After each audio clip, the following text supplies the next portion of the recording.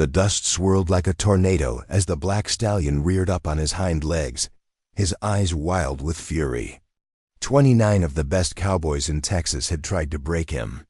29 had failed. Some walked away with broken ribs. Others couldn't walk away at all.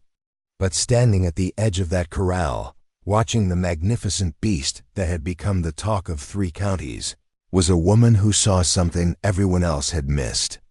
Her name was Rebecca Sterling, and in 3 days, she would do what no man had been able to accomplish. But her story didn't begin in that dusty corral in Brazos County, Texas. It began 2,000 miles away in a cramped tenement in Chicago, where a seamstress with calloused hands and dreams bigger than her circumstances was about to make a decision that would change everything. Before we jump back in, tell us where you're tuning in from, and if this story touches you, make sure you're subscribed, because tomorrow I've saved something extra special for you. The needle slipped for the 3rd time that morning, and Rebecca Sterling watched a drop of blood stain the white silk she'd been working on for 6 hours straight. Mrs. Pemberton's wedding dress, the 3rd one this month for Chicago's elite, would be perfect, just like all the others.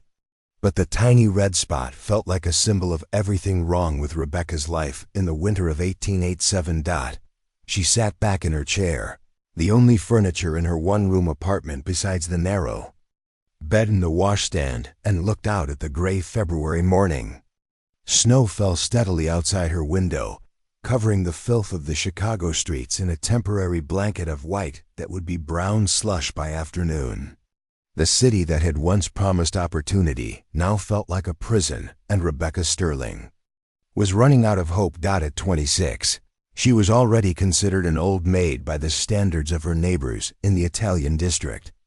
The other girls her age were married with children, or at least had steady beaus who worked in the stockyards or the steel mills. But Rebecca had always been different. Taller than most men at 5'8", with auburn hair that refused to stay pinned properly, and green eyes that seemed to unnerve people with their directness. She had never fit the mold of what Chicago men expected in a wife. Her father, God rest his soul, had been a horse trainer back in Kentucky before the war. Took everything from their family. He'd taught Rebecca to read horses the way other fathers taught their daughters to read books. A horse will tell you everything you need to know, he used to say, if you're smart enough to listen.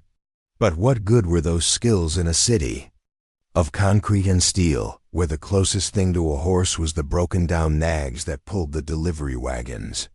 The sound of footsteps on the stairs outside her door interrupted her brooding. Heavy footsteps, climbing with purpose. Rebecca's landlord, Mr. Kowalski, was a good man, but he was also a businessman, and Rebecca was 3 weeks behind on rent. "Miss Sterling?" His voice carried through the thin door, polite but firm. "I need to speak with you." Rebecca set down the wedding dress carefully and opened the door. Mr. Kowalski stood in the hallway, his round face creased with the kind of expression that meant bad news. Behind him, she could see his eldest son, Anton, holding a toolbox. The eviction tools. "Mr. Kowalski," Rebecca said, trying to keep her voice steady. "I know what you're going to say, and I understand your position." "I've been trying to—" "Miss Sterling," he interrupted gently, "you're a good tenant. Quiet, clean, never any trouble. But I have 7 children to feed, and my wife is expecting another. I can't carry tenants who can't pay." Rebecca nodded, understanding flooding through her. She'd known this day was coming. The work had been drying up for weeks. Mrs. Pemberton's dress was likely to be her last commission, and even that wouldn't cover what she owed, let alone next month's rent. "How long do I have?" she asked. "End of the week," Mr. Kowalski said, his eyes kind but unwavering. "I'm sorry, Miss Sterling. I truly am." After he left, Rebecca sank back into her chair and stared at the wedding dress. Mrs. Pemberton would wear it next Saturday, surrounded by flowers and music and all the people who loved her. She would promise to love and honor a man who could provide for her, protect her, give her children and a home and a future. Everything Rebecca had wanted but never found. That evening, as she finished the intricate beadwork on Mrs. Pemberton's bodice, Rebecca made a decision that would have seemed impossible just that morning. She walked to the small wooden box where she kept her most precious possessions, her father's pocket watch, her mother's wedding ring, and a newspaper clipping she'd been carrying for 3 months. The clipping was from the Matrimonial News, a publication that had found its way into her hands through Mrs. Chun, the Chinese woman who lived on the floor below. Mrs. Chun couldn't read English, but she'd recognized the pictures of brides and grooms, and had asked Rebecca to explain. What Rebecca had found were dozens of advertisements from men across the Western Territories, all seeking wives through correspondence. Most of the ads were straightforward, even crude. Seeking sturdy woman for farm work and childbearing. Need wife who can cook and keep house. Looking for Christian woman, no Catholics or foreigners. But one advertisement had caught her attention and held it for months. Respected rancher in Brazos County, Texas, seeks educated lady for companionship and partnership. Large property, prosperous business, comfortable home. Interested in literature, horses, and intelligent conversation. Not interested in fortune hunters or those seeking an easy life. Character more important than beauty, but both would be appreciated. Write to William Thorne, Thorne Ranch, Cedar Creek, Texas. Rebecca had read that advertisement dozens of times, always putting it away with the thought that she was fooling herself. What would a prosperous Texas rancher want with a seamstress from Chicago? But tonight, with eviction looming and her future as uncertain as the weather, the advertisement looked less like a fantasy and more like a lifeline. She pulled out her writing materials, good paper and ink, the kind she saved for her most important correspondence, and began to write. Dear Mr. Thorne, I am writing in response to your advertisement in the Matrimonial News. My name is Rebecca Sterling, and I am 26 years old, unmarried, and currently residing in Chicago, Illinois. I believe I may be the kind of woman you are seeking, though I confess I am not entirely certain what that means. I am educated, having completed the 8th grade and continued my studies through reading. I am familiar with literature, particularly the works of Mr. Dickens and Miss Austen, though I suspect my tastes may seem provincial to a man of your evident sophistication. You mentioned an interest in horses, and this is where I hope I may distinguish myself from other correspondents. My late father was a horse trainer in Kentucky, and he taught me to understand and work with horses from the time I could walk. I can recognize bloodlines, assess temperament, and have a natural ability to calm even the most difficult animals. I realize this may seem an unusual skill for a lady to claim, but I have found it to be true throughout my life. I am not seeking an easy life, Mr. Thorne. I am seeking a purposeful one. I can sew, cook, manage a household, and keep accounts. I am healthy, strong, and not given to vapors or feminine weaknesses. I speak plainly and expect the same in return.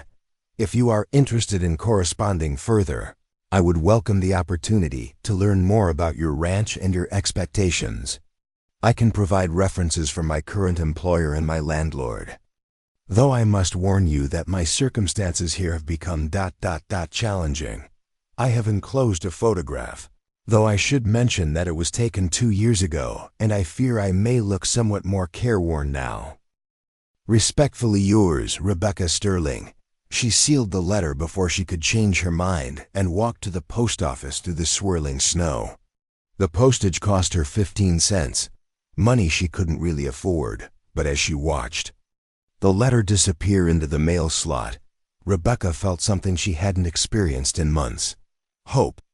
3 weeks later, as she was packing her few belongings into a battered carpet bag, Rebecca held William Thorne's response in her hands for the 20th time. His handwriting was strong and confident, his words measured but warm. Dear Miss Sterling, your letter intrigued me more than any I have received. Your honesty about your circumstances and your unusual background with horses set you apart from other correspondents, most of whom seem to view marriage as a social transaction rather than a partnership. I am enclosing funds for travel to Cedar Creek, Texas. The train journey will take 4 days, and I have arranged for you to stay at the Riverside Hotel upon your arrival. If, after we meet, we find ourselves compatible, I would be honored to make you my wife.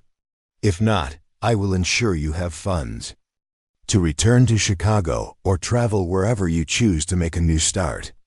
I should warn you that life on a Texas ranch is challenging, even for those born to it.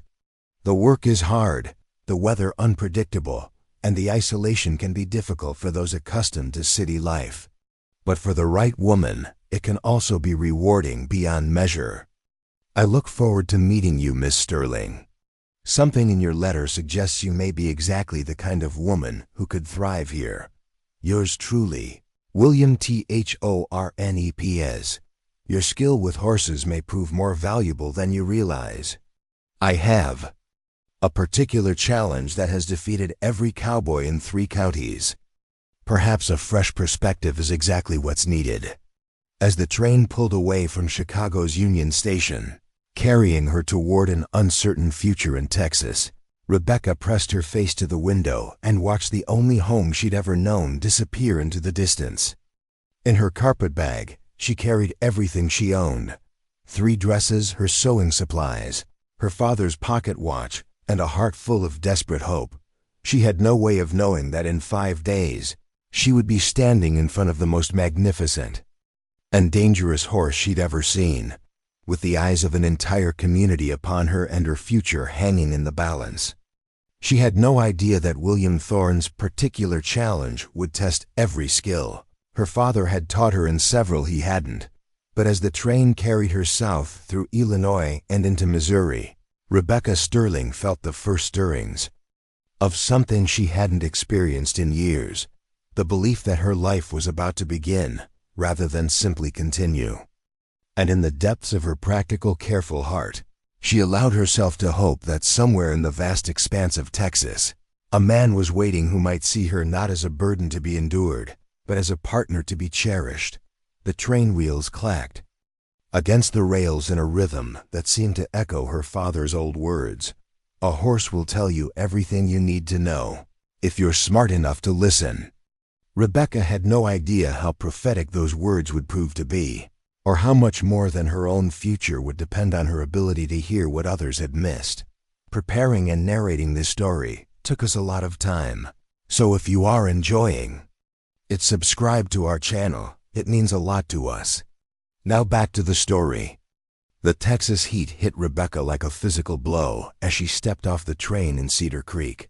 After 4 days of travel through increasingly unfamiliar territory, she had thought herself prepared for anything the frontier might offer. She was wrong. The sun blazed overhead with an intensity that made Chicago's summer days seem like gentle spring mornings, and the air shimmered with heat that made everything in the distance appear to dance. Cedar Creek was nothing like the bustling railroad towns she'd seen in Missouri and Kansas. The main street was a wide dirt avenue lined with wooden buildings that looked functional rather than pretty. The train station was a simple platform with a small office, where a handful of people waited in whatever shade they could find. Cowboys in dusty clothes, Mexican workers with wide-brimmed hats, a few women in practical dresses that showed the wear of frontier life. Rebecca adjusted her dark blue traveling dress, her best outfit, but now wrinkled and dusty from the journey, and looked around for someone who might be William Thorne. In his letters, he had described himself as tall with dark hair and gray eyes, but half the men on the platform could fit that description. "Miss Sterling?" The voice came from behind her, deep and cultured with just a hint of a southern accent. Rebecca turned to find herself face to face with a man who was both exactly what she had expected and completely different from what she had imagined. William Thorne was indeed tall, perhaps 6'2", with the broad shoulders and confident bearing of a man accustomed to command.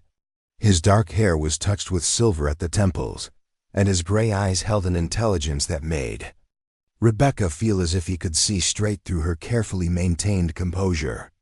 He was older than she had expected, probably in his late 30s, and handsome in a weathered, masculine way that spoke of years spent outdoors. But what struck Rebecca most was the way he looked at her. Not with the calculating assessment she was used to from men, but with genuine curiosity and what appeared to be relief. "Mr. Thorne," Rebecca replied, extending her gloved hand. "Thank you for meeting me." "The pleasure is entirely mine," William said, taking her hand in both of his. His grip was firm and calloused, the hands of a working man despite his obvious prosperity. "I hope the journey wasn't too arduous." 4 days on those trains can be quite wearing. It was.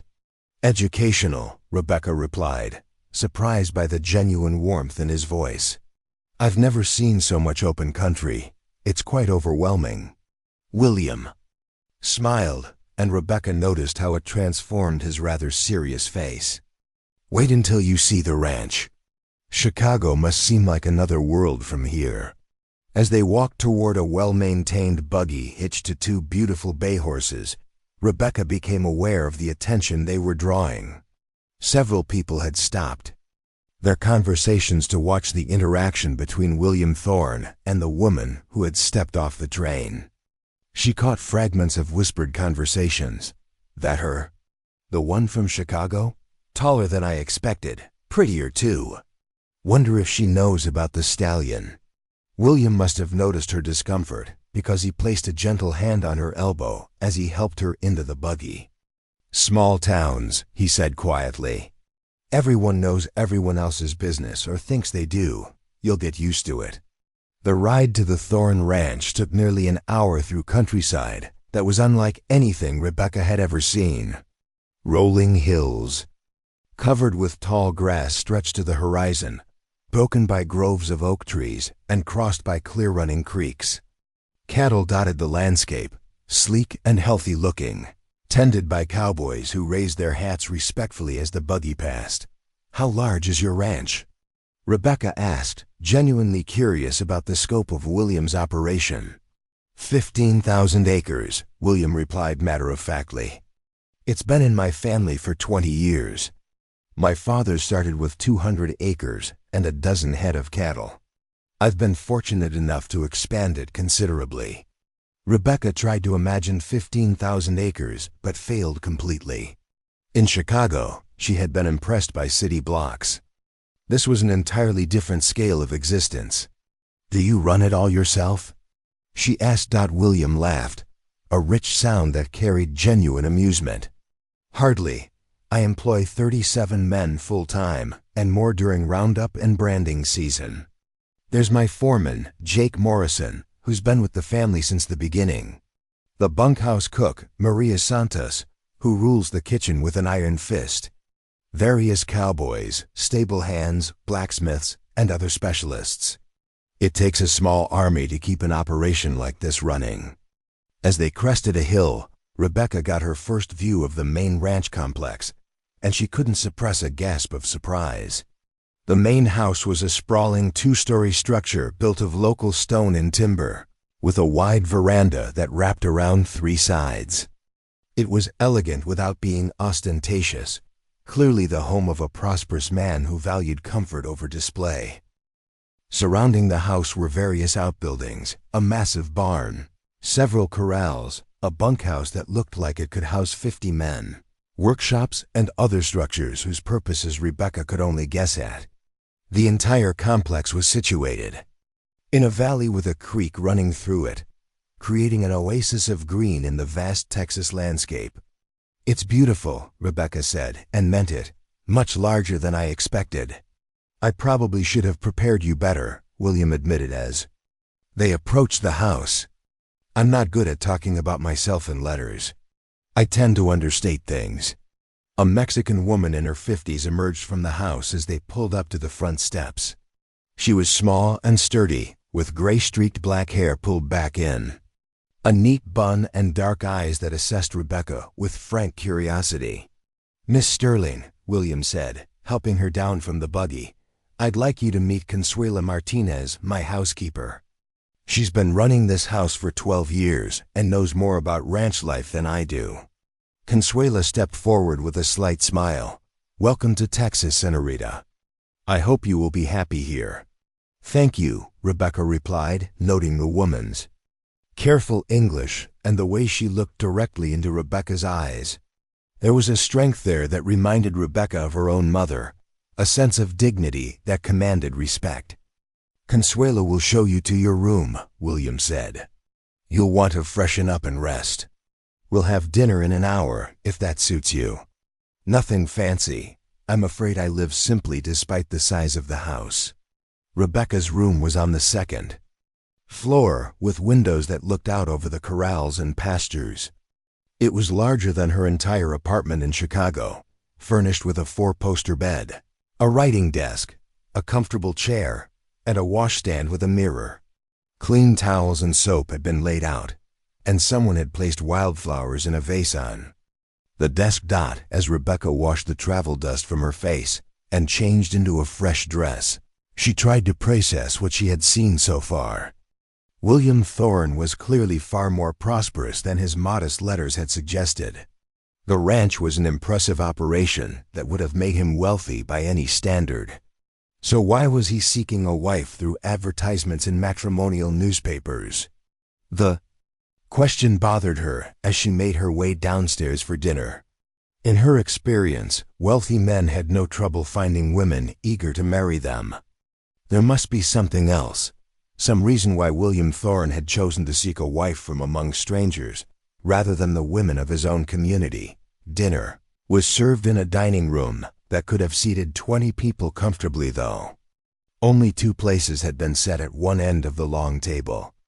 The meal was excellent. Beef that melted in her mouth, vegetables fresh from the garden, bread that was clearly made that day. William proved to be an engaging conversationalist, asking thoughtful questions about her life in Chicago and sharing stories about ranch life that made her laugh, but Rebecca noticed that he carefully avoided certain topics. He mentioned no family, spoke of no close friends, and when she asked about the local community, his answers were polite but distant. It wasn't until they moved to the front veranda for coffee that Rebecca began to understand why William Thorne might be seeking a wife from far away rather than close to home. There's something I need to discuss with you, William said, settling into one of the comfortable chairs that faced the corrals. His tone had become more serious, and Rebecca felt a familiar flutter of anxiety in her stomach. In my letters, I mentioned a particular challenge that had defeated every cowboy in 3 counties, William continued. I wasn't being metaphorical. As if summoned by his words, a sound erupted from one of the distant corrals that made Rebecca's blood run cold. It was the scream of a horse in fury, not pain, but rage so pure and wild that it seemed to shake the very air. The sound was followed by the crash of hooves against wood and the shouts of men trying to stay out of the way of something dangerous. What on earth? Rebecca began, but William was already standing, his face grim. That, he said, is Thunder. And he's the reason I may never find a wife among the women of Cedar Creek. As they walked toward the corrals, William explained the situation that had made him something of a pariah among the local families with marriageable daughters. 6 months ago, I acquired Thunder in a poker game with a horse trader from Mexico, William said. He claimed the Stallion was descended from Spanish war horses, bred for intelligence and spirit. What he didn't mention was that Thunder had been mistreated so badly that he trusts no human being and fights anyone who tries to approach him. They reached the corral, and Rebecca got her first clear look at the horse that had become William Thorne's obsession and curse. Thunder was magnificent, a black stallion that stood nearly 17 hands high, with a mane and tail that flowed like silk. His conformation was perfect, his muscles rippling under his ebony coat as he paced the enclosure like a caged panther, but it was his eyes that took Rebecca's breath away. They blazed with intelligence and fury, the eyes of a creature that had been broken in spirit and had rebuilt himself as something wild and untouchable. "He's beautiful," Rebecca whispered. "He's also deadly," said a weathered cowboy who approached them, limping slightly. "Jake Morrison," the man introduced himself, touching his hat. "I'm the fool who's been trying to break that devil for 6 months." "Jake's the best horseman in Texas," William said. "If he can't handle thunder, no one can." 29 men have tried, Jake continued, his eyes never leaving the stallion. 29 of the best cowboys, bronc busters, and horsebreakers from here to San Antonio. 3 ended up with broken bones. 1 nearly died when thunder kicked him in the chest. The rest just walked away shaking their heads. Rebecca watched the stallion pace, noting the way he moved, the set of his ears, the tension in his body. Her father's training was flooding back to her, and she found herself reading thunder the way she might read a book. "What happens if you can't break him?" she asked. William's face darkened. "The town council has made it clear that they consider thunder a public menace. If I can't get him under control within the next month, they'll force me to have him destroyed." "And the local families?" Rebecca asked, beginning to understand. "Won't let their daughters near a man who keeps a killer horse," Jake finished bluntly. "They figure any man crazy enough to keep fighting a losing battle with a horse isn't fit husband material." As they stood watching thunder rage against his confinement, Rebecca felt something stirring inside her that she hadn't experienced since her father's death. It was the same feeling she used to get when he would bring her a horse that everyone else had given up on, a mixture of excitement, challenge, and absolute certainty that she could succeed where others had failed.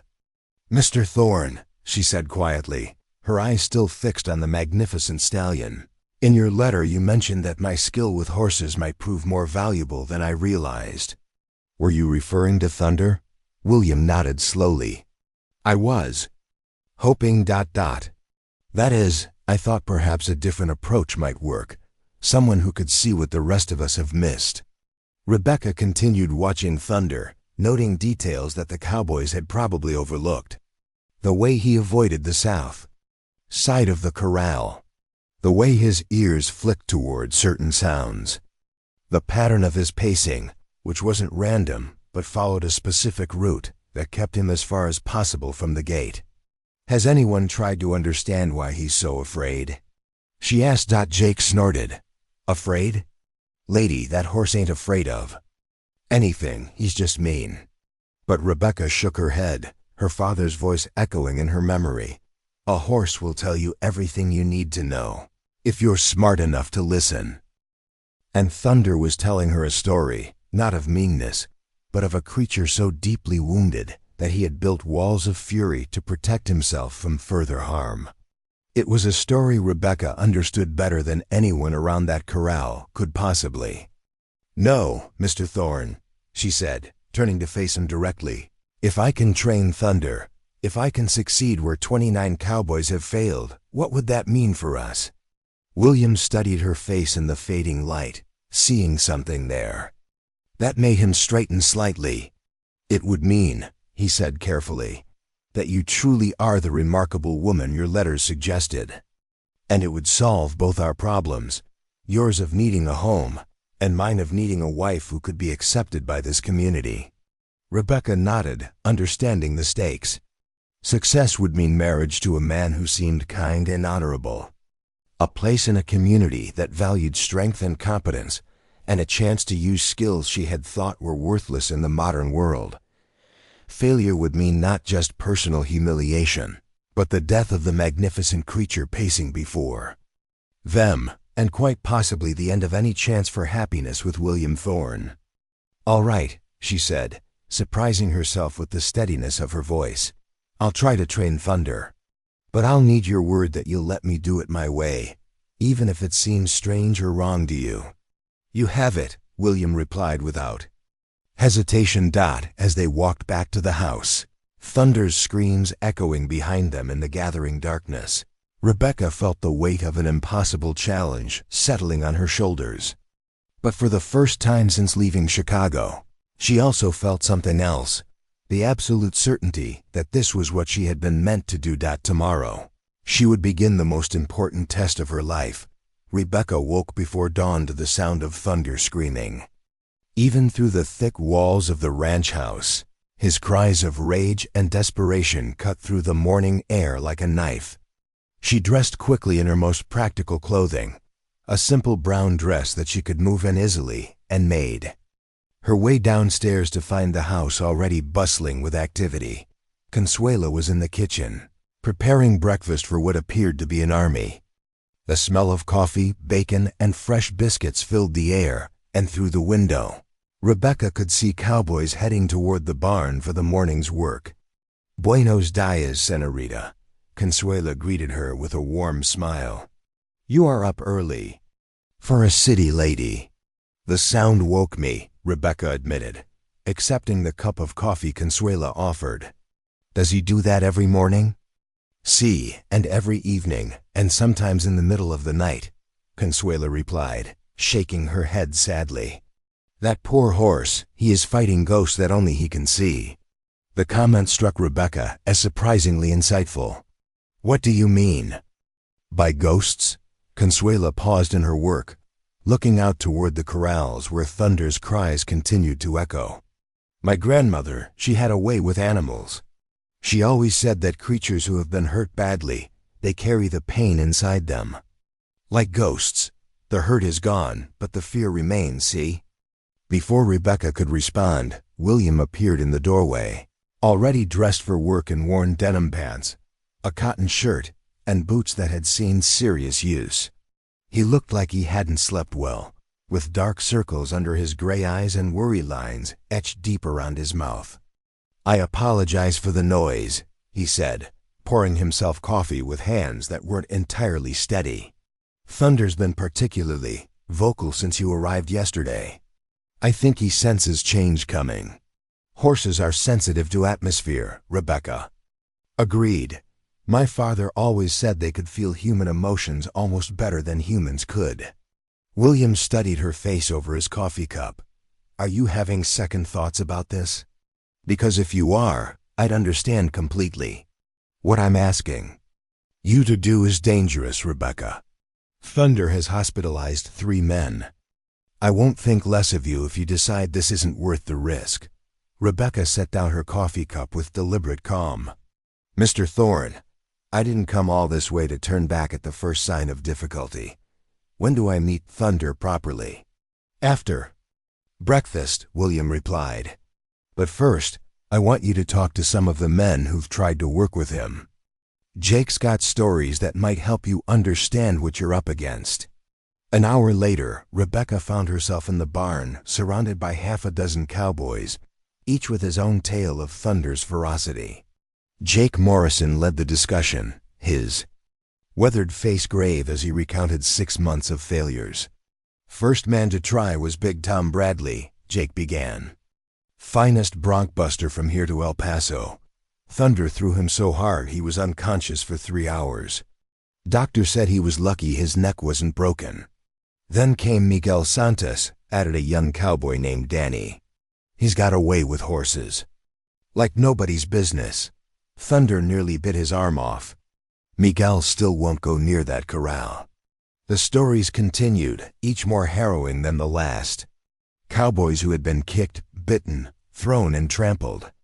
Men who had approached Thunder with confidence and left with their spirits broken along with their bones. "What methods did they try?" Rebecca asked, noting that all the failures seemed to follow a similar pattern. "Every method there is," Jake replied. "Tried to break him with a saddle, tried gentle handling, tried starving him into submission, tried tying him down, nothing worked. That horse fights like his life depends on it every single time." "Because maybe it does," Rebecca said quietly. The cowboys exchanged glances. "Ma'am," Jake asked. "Think about it," Rebecca continued, her mind working through possibilities her father had taught her to consider. "A horse doesn't fight that hard unless he believes he's fighting for survival. Something happened to Thunder before he came here. Something that taught him that humans mean death. Could be, admitted an older cowboy named Pete Hawkins. Horse came from Mexico, and you hear stories about how they treat animals down there sometimes. Not just Mexico, Rebecca said firmly. Cruelty to animals happens everywhere. The question is, how do we convince Thunder that he's safe now? You can't, Jake said bluntly. We've tried everything, ma'am. Kindness, patience, treats, talking soft, nothing works. That horse is beyond help. Rebecca studied the faces around her, seeing defeat in every weathered line. These were good men, experienced horsemen who had given their best effort and failed, but they had all made the same fundamental mistake. You've all been trying to break him, she said. What if instead we tried to heal him? The barn fell silent except for the sound of horses shifting in their stalls and the distant echo of Thunder's cries. Finally, Jake spoke. Ma'am, with all due respect, that horse is a killer. You can't heal what's that far gone. We'll see, Rebecca replied calmly. An hour later, Rebecca stood at the edge of Thunder's corral, studying the magnificent stallion. With eyes that saw details others had missed. William stood beside her, along with Jake and several other cowboys who had gathered to watch what they were certain would be another failure. Thunder paced at the far end of the enclosure, his black coat gleaming in the morning sun. He was even more beautiful up close than he had appeared in the fading light of the previous evening. His conformation was nearly perfect, the deep chest and powerful hindquarters of a horse bred for speed and endurance, the elegant neck and intelligent head that spoke of noble bloodlines, but it was his behavior that told the real story. Rebecca watched him pace, noting the precise pattern of his movement. He never came within 10 feet of the fence line where humans might stand. His ears constantly flicked back and forth, monitoring every sound. His eyes rolled white with fear whenever anyone moved too quickly. He's not angry, Rebecca said finally. He's terrified.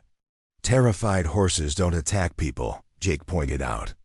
Terrified horses do exactly that if they believe attack is their only option for survival, Rebecca corrected. Watch how he moves. He's not looking for a fight.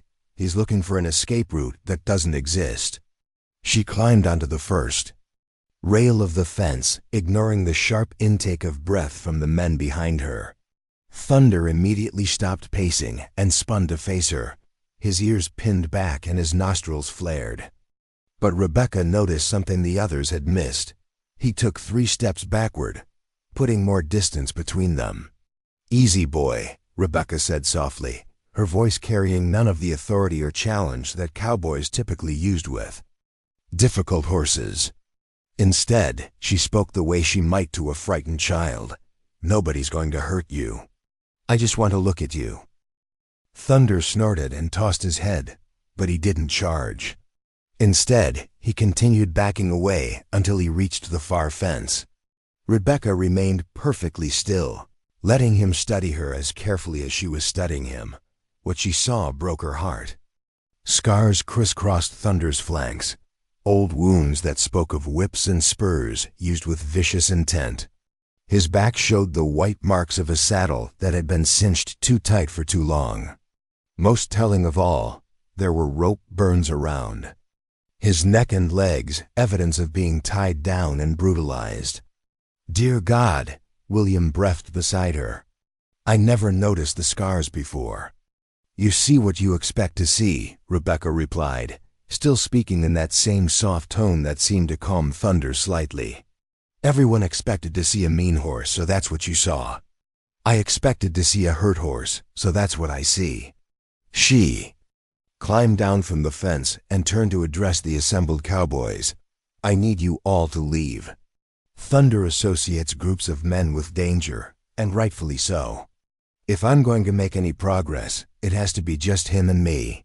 Ma'am, that's not safe, Jake protested. If something happens and we're not here, if something happens, having you here won't prevent it, Rebecca interrupted. But I don't think anything will happen. Thunder doesn't want to fight. He just wants to be left alone. William looked, torn between protecting Rebecca and trusting her judgment. "Are you certain about this?" "No," Rebecca admitted honestly. "But I'm certain that what you've been doing isn't working. Sometimes you have to try something completely different." Reluctantly, the men dispersed, though Rebecca noticed that William lingered near the barn where he could watch while remaining out of Thunder's direct line of sight. She appreciated his compromise between respecting her wishes and ensuring her safety. Alone with Thunder, Rebecca settled onto a wooden crate about 20 feet from the corral and simply sat quietly. The stallion watched her warily, clearly confused by this new behavior. Every other human who had approached his enclosure had immediately begun trying to assert dominance or control. This woman was simply there. For the first hour, neither of them moved. Thunder gradually relaxed slightly, though he remained alert and ready to flee or fight. Rebecca used the time to observe everything about him: the way he breathed, the set of his ears, the position of his tail, the subtle shifts in his posture that indicated his emotional state. "You're beautiful," she said finally, her voice barely above a whisper. "Someone hurt you badly, didn't they? Made you believe that every human hand means pain?" Thunder's ears flicked forward at the sound of her voice, the first sign of curiosity rather than pure fear. "I know something about that," Rebecca continued, thinking of her own experiences with people who had used their power to cause pain. "Sometimes the world is cruel to creatures who are different, who don't fit into the boxes others want to put them in." She began talking about her childhood in Kentucky, her father's gentle methods of horse training, the beauty of the horses he had worked with. Her voice created a rhythm that seemed to soothe Thunder's nerves.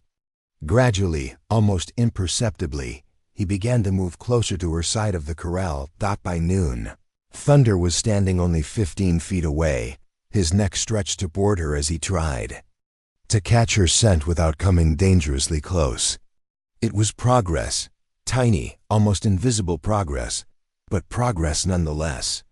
"That's enough for today," Rebecca announced, standing slowly and backing away from the corral.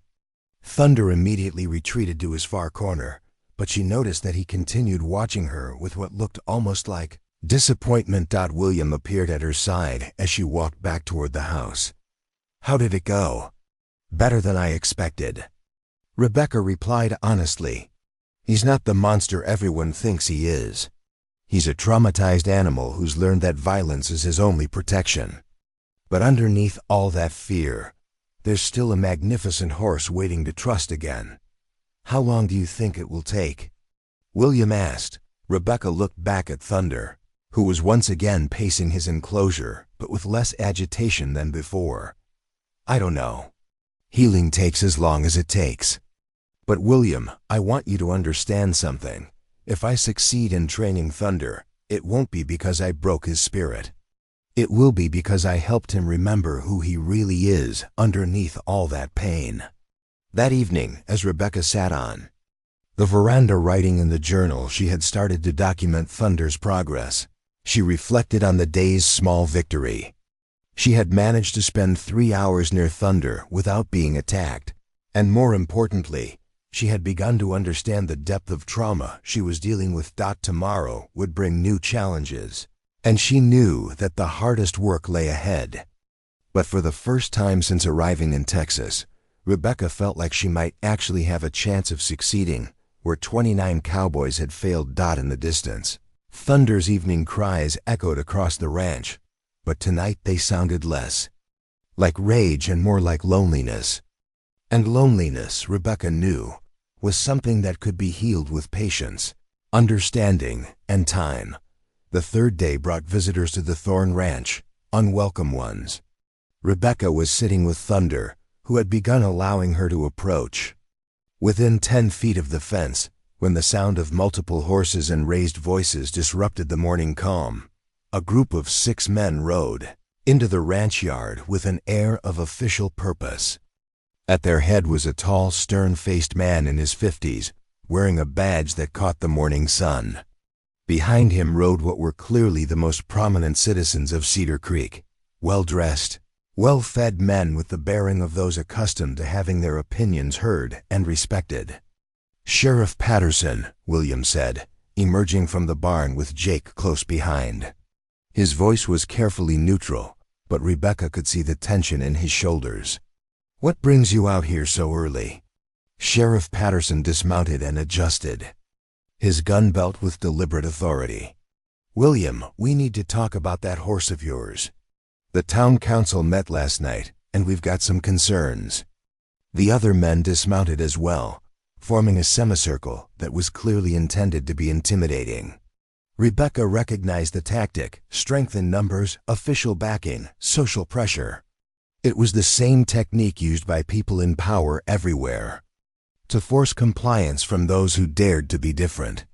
"This is Rebecca Sterling," William said, placing a protective hand on her shoulder as she approached.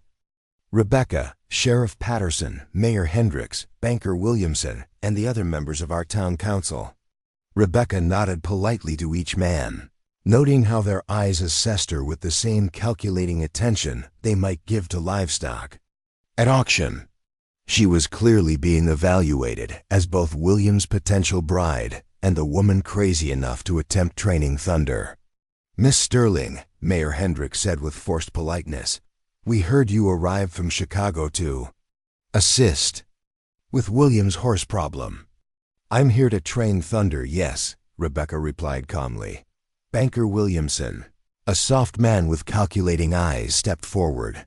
"Miss Sterling, I don't know what William has told you about this situation, but that animal is a public menace. 3 men have been hospitalized. Property has been damaged. The good people of Cedar Creek are living in fear." "Fear of what, exactly?" Rebecca asked. "Thunder is contained in a corral. He poses no threat to anyone who doesn't choose to approach him." "The threat is what happens when he breaks free," Sheriff Patterson interjected. "And mark my words, miss, that horse will find a way out eventually. They always do.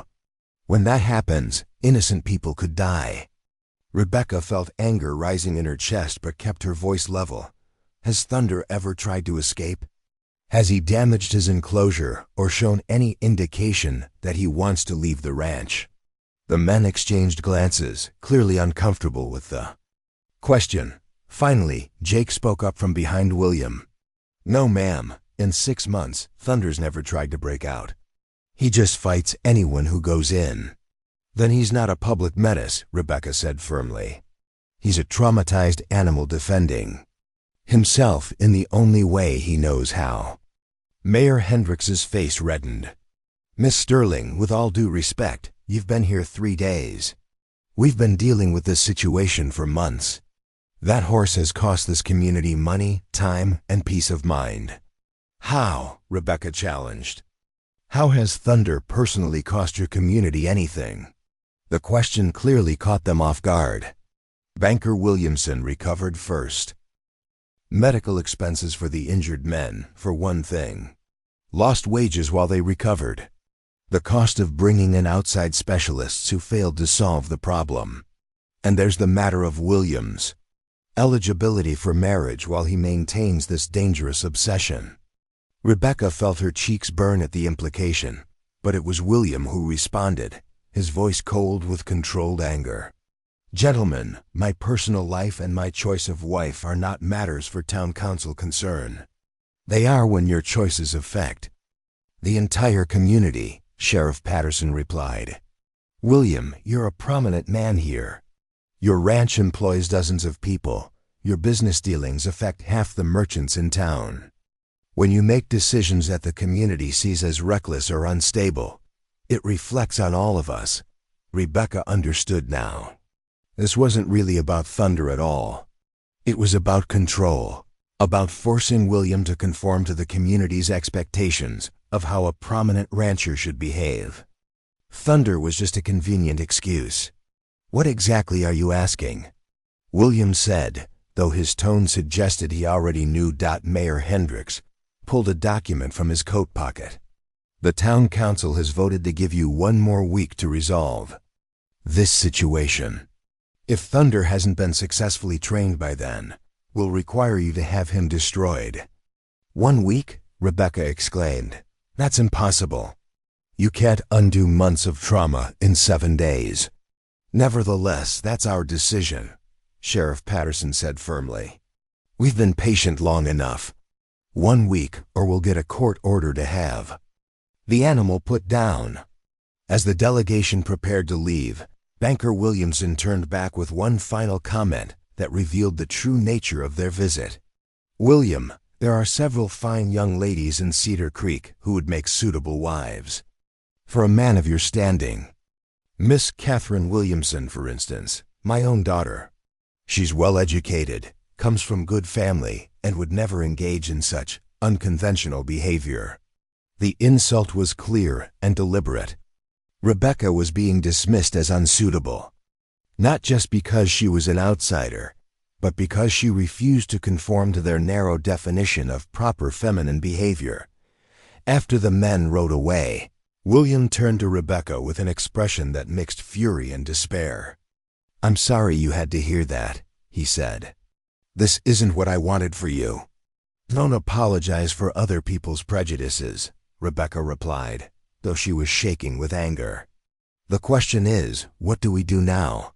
"We have 1 week, William sighed grimly. "If you can't train Thunder in that time, then Thunder dies, and you marry the banker's daughter to restore your standing in the community," Rebecca finished. "I understand the stakes, William." That afternoon, Rebecca approached Thunder's corral with new determination.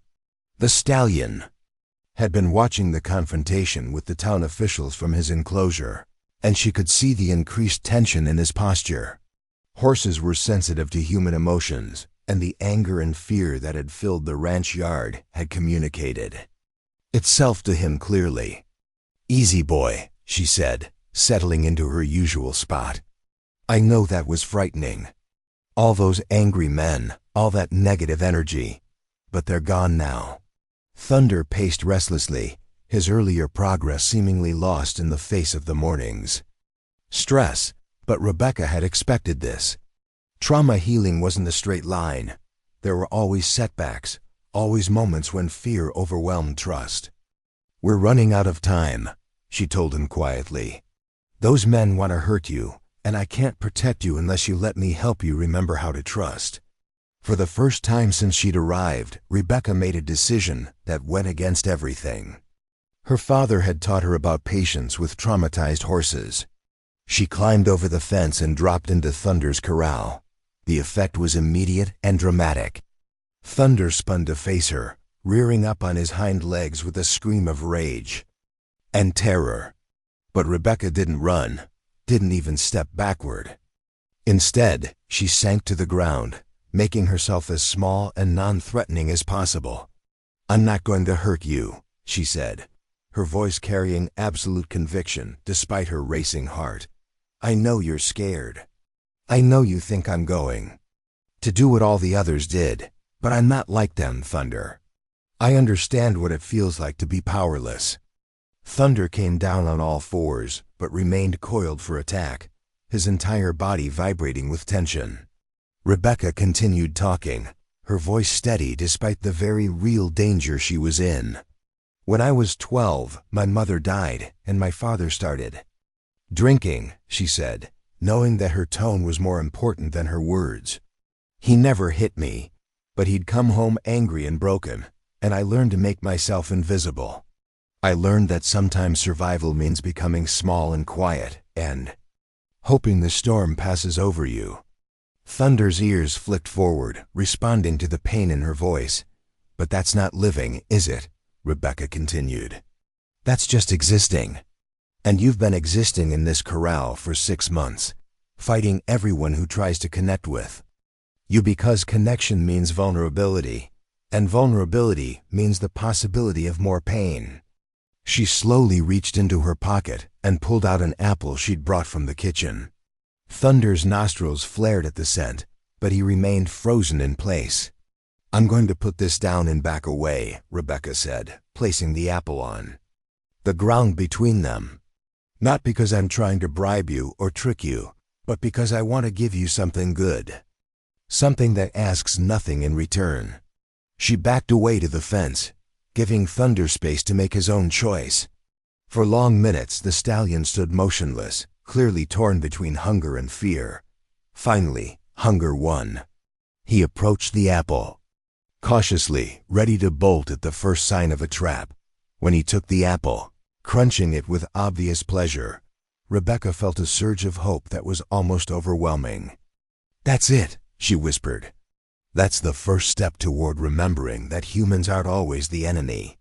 The breakthrough came on the 5th day, when Rebecca arrived at the corral to find Thunder waiting for her at the fence. Not pacing, not agitated, but simply standing and watching as she approached. It was such a dramatic change that she almost didn't trust it. "Good morning, beautiful," she said, taking her usual position. "You look different today, calmer." Thunder nickered softly. The first sound she'd heard from him that wasn't a scream of rage or fear. It was a tentative sound, almost questioning, as if he was asking whether this strange human could really be trusted. "I brought you something," Rebecca said, pulling a carrot from her pocket. This time she didn't place it on the ground and back away.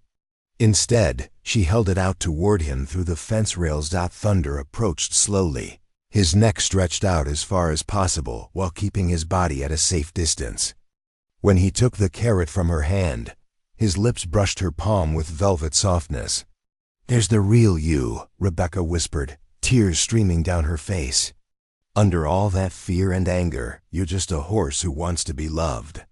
That afternoon, Rebecca opened the gate to Thunder's corral and stepped inside.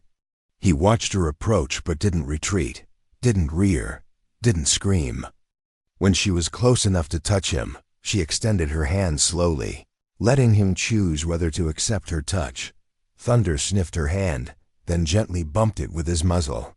Rebecca's heart soared as she stroked his neck for the first time, feeling the power and grace of the magnificent animal beneath her palm. "That's my boy," she whispered. "That's my beautiful, brave boy." From outside the corral, she heard applause and looked up to see William, Jake, and several other cowboys watching in amazement. But more importantly, she saw something else. A group of riders approaching from town, and at their head was Sheriff Patterson with what looked like a court order in his hand. The week was up, and Thunder's fate hung in the balance. Sheriff Patterson's boots hit the ground with deliberate authority as he dismounted, the court order clutched in his weathered hand like a weapon. Behind him rode the same delegation of town officials, but this time they were accompanied by additional men, a veterinarian with a black bag that Rebecca suspected contained lethal drugs, and 2 ranch hands she didn't recognize who had the look of men hired for unpleasant work. "William," the sheriff called out, his voice carrying across the ranch yard, "I need you to step away from that corral. We're here on official business." Rebecca remained inside Thunder's enclosure, her hand still resting on the stallion's neck. She could feel the tension returning to his muscles as the angry voices reached his sensitive ears. All their progress was threatening to unravel in the face of this new crisis. "What's the meaning of this, Patterson?" William demanded, striding toward the group with Jake close behind. "The week isn't up until tomorrow." "Close enough," Mayor Hendricks replied coldly. "We've been patient long enough. That animal needs to be put down before someone gets killed."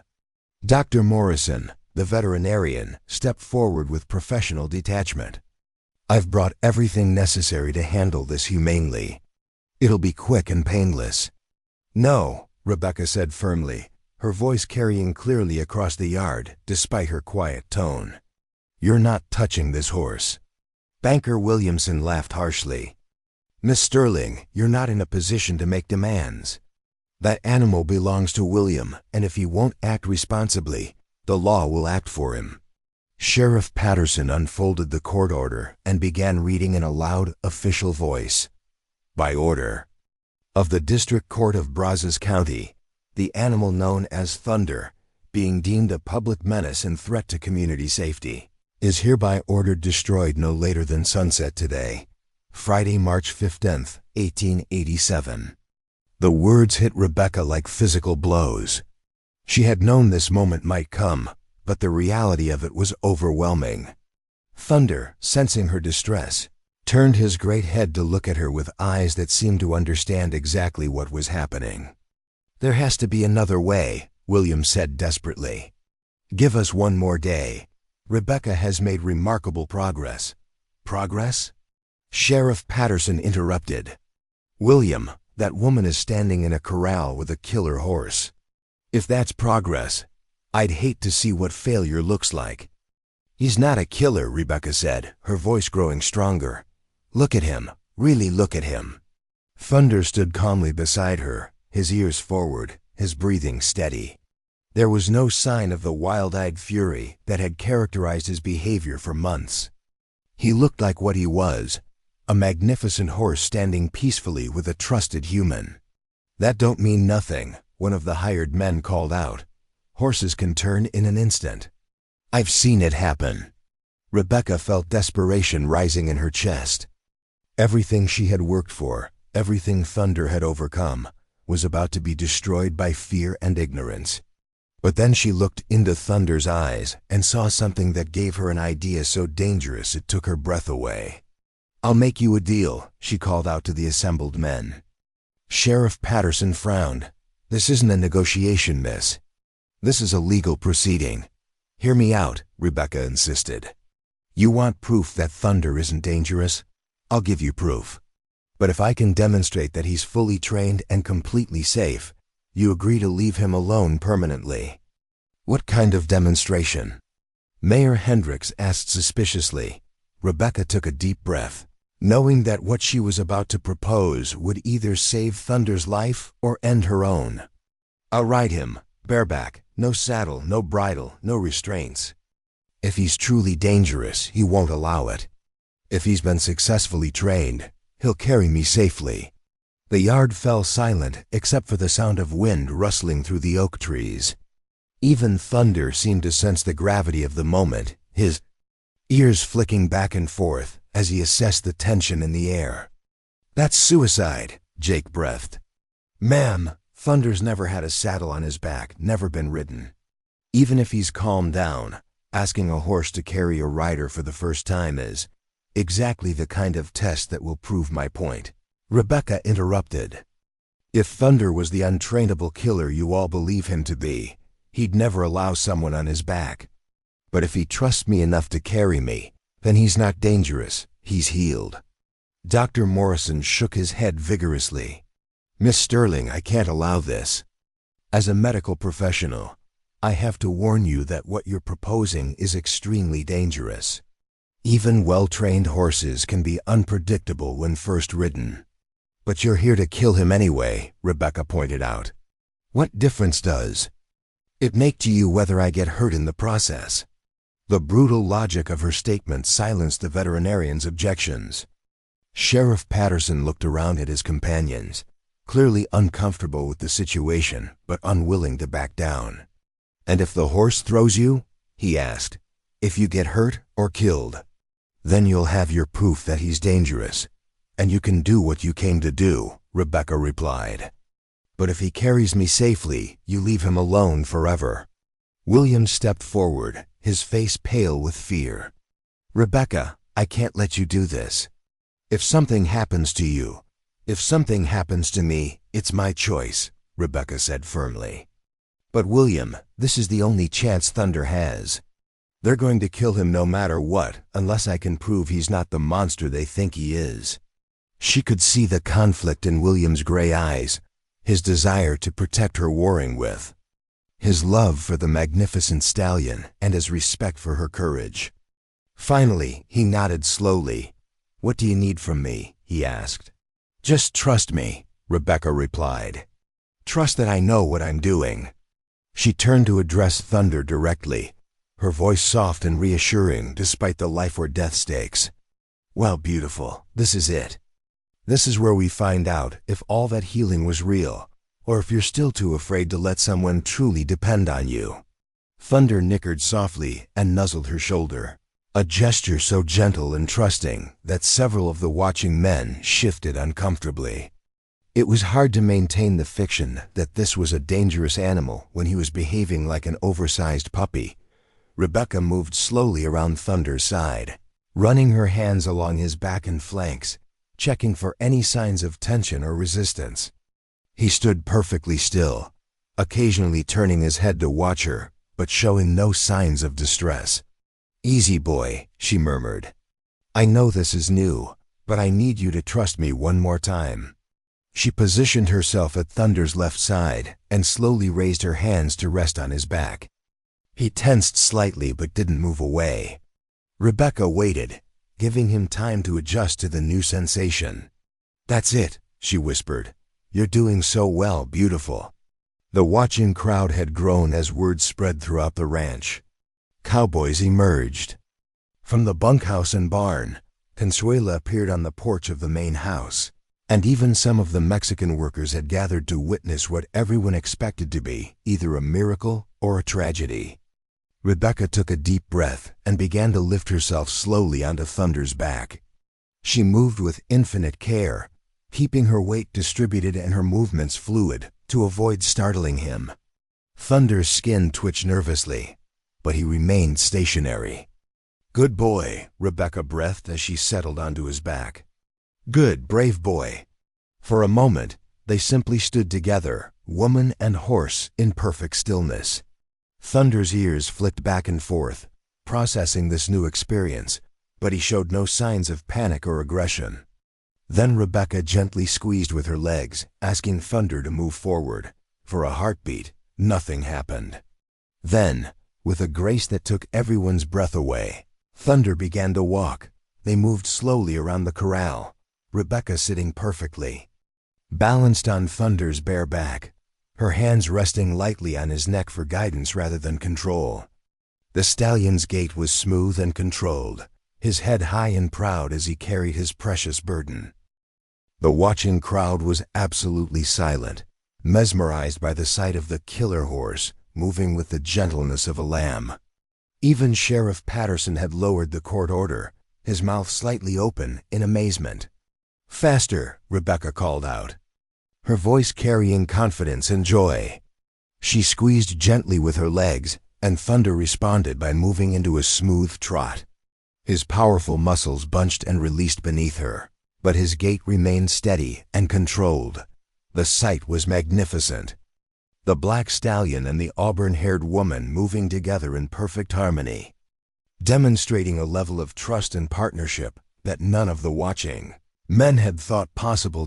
As they completed their circuit of the corral, Rebecca guided Thunder to a stop directly in front of the assembled officials. The stallion stood calmly, his breathing only slightly elevated, his ears forward and alert, but not afraid.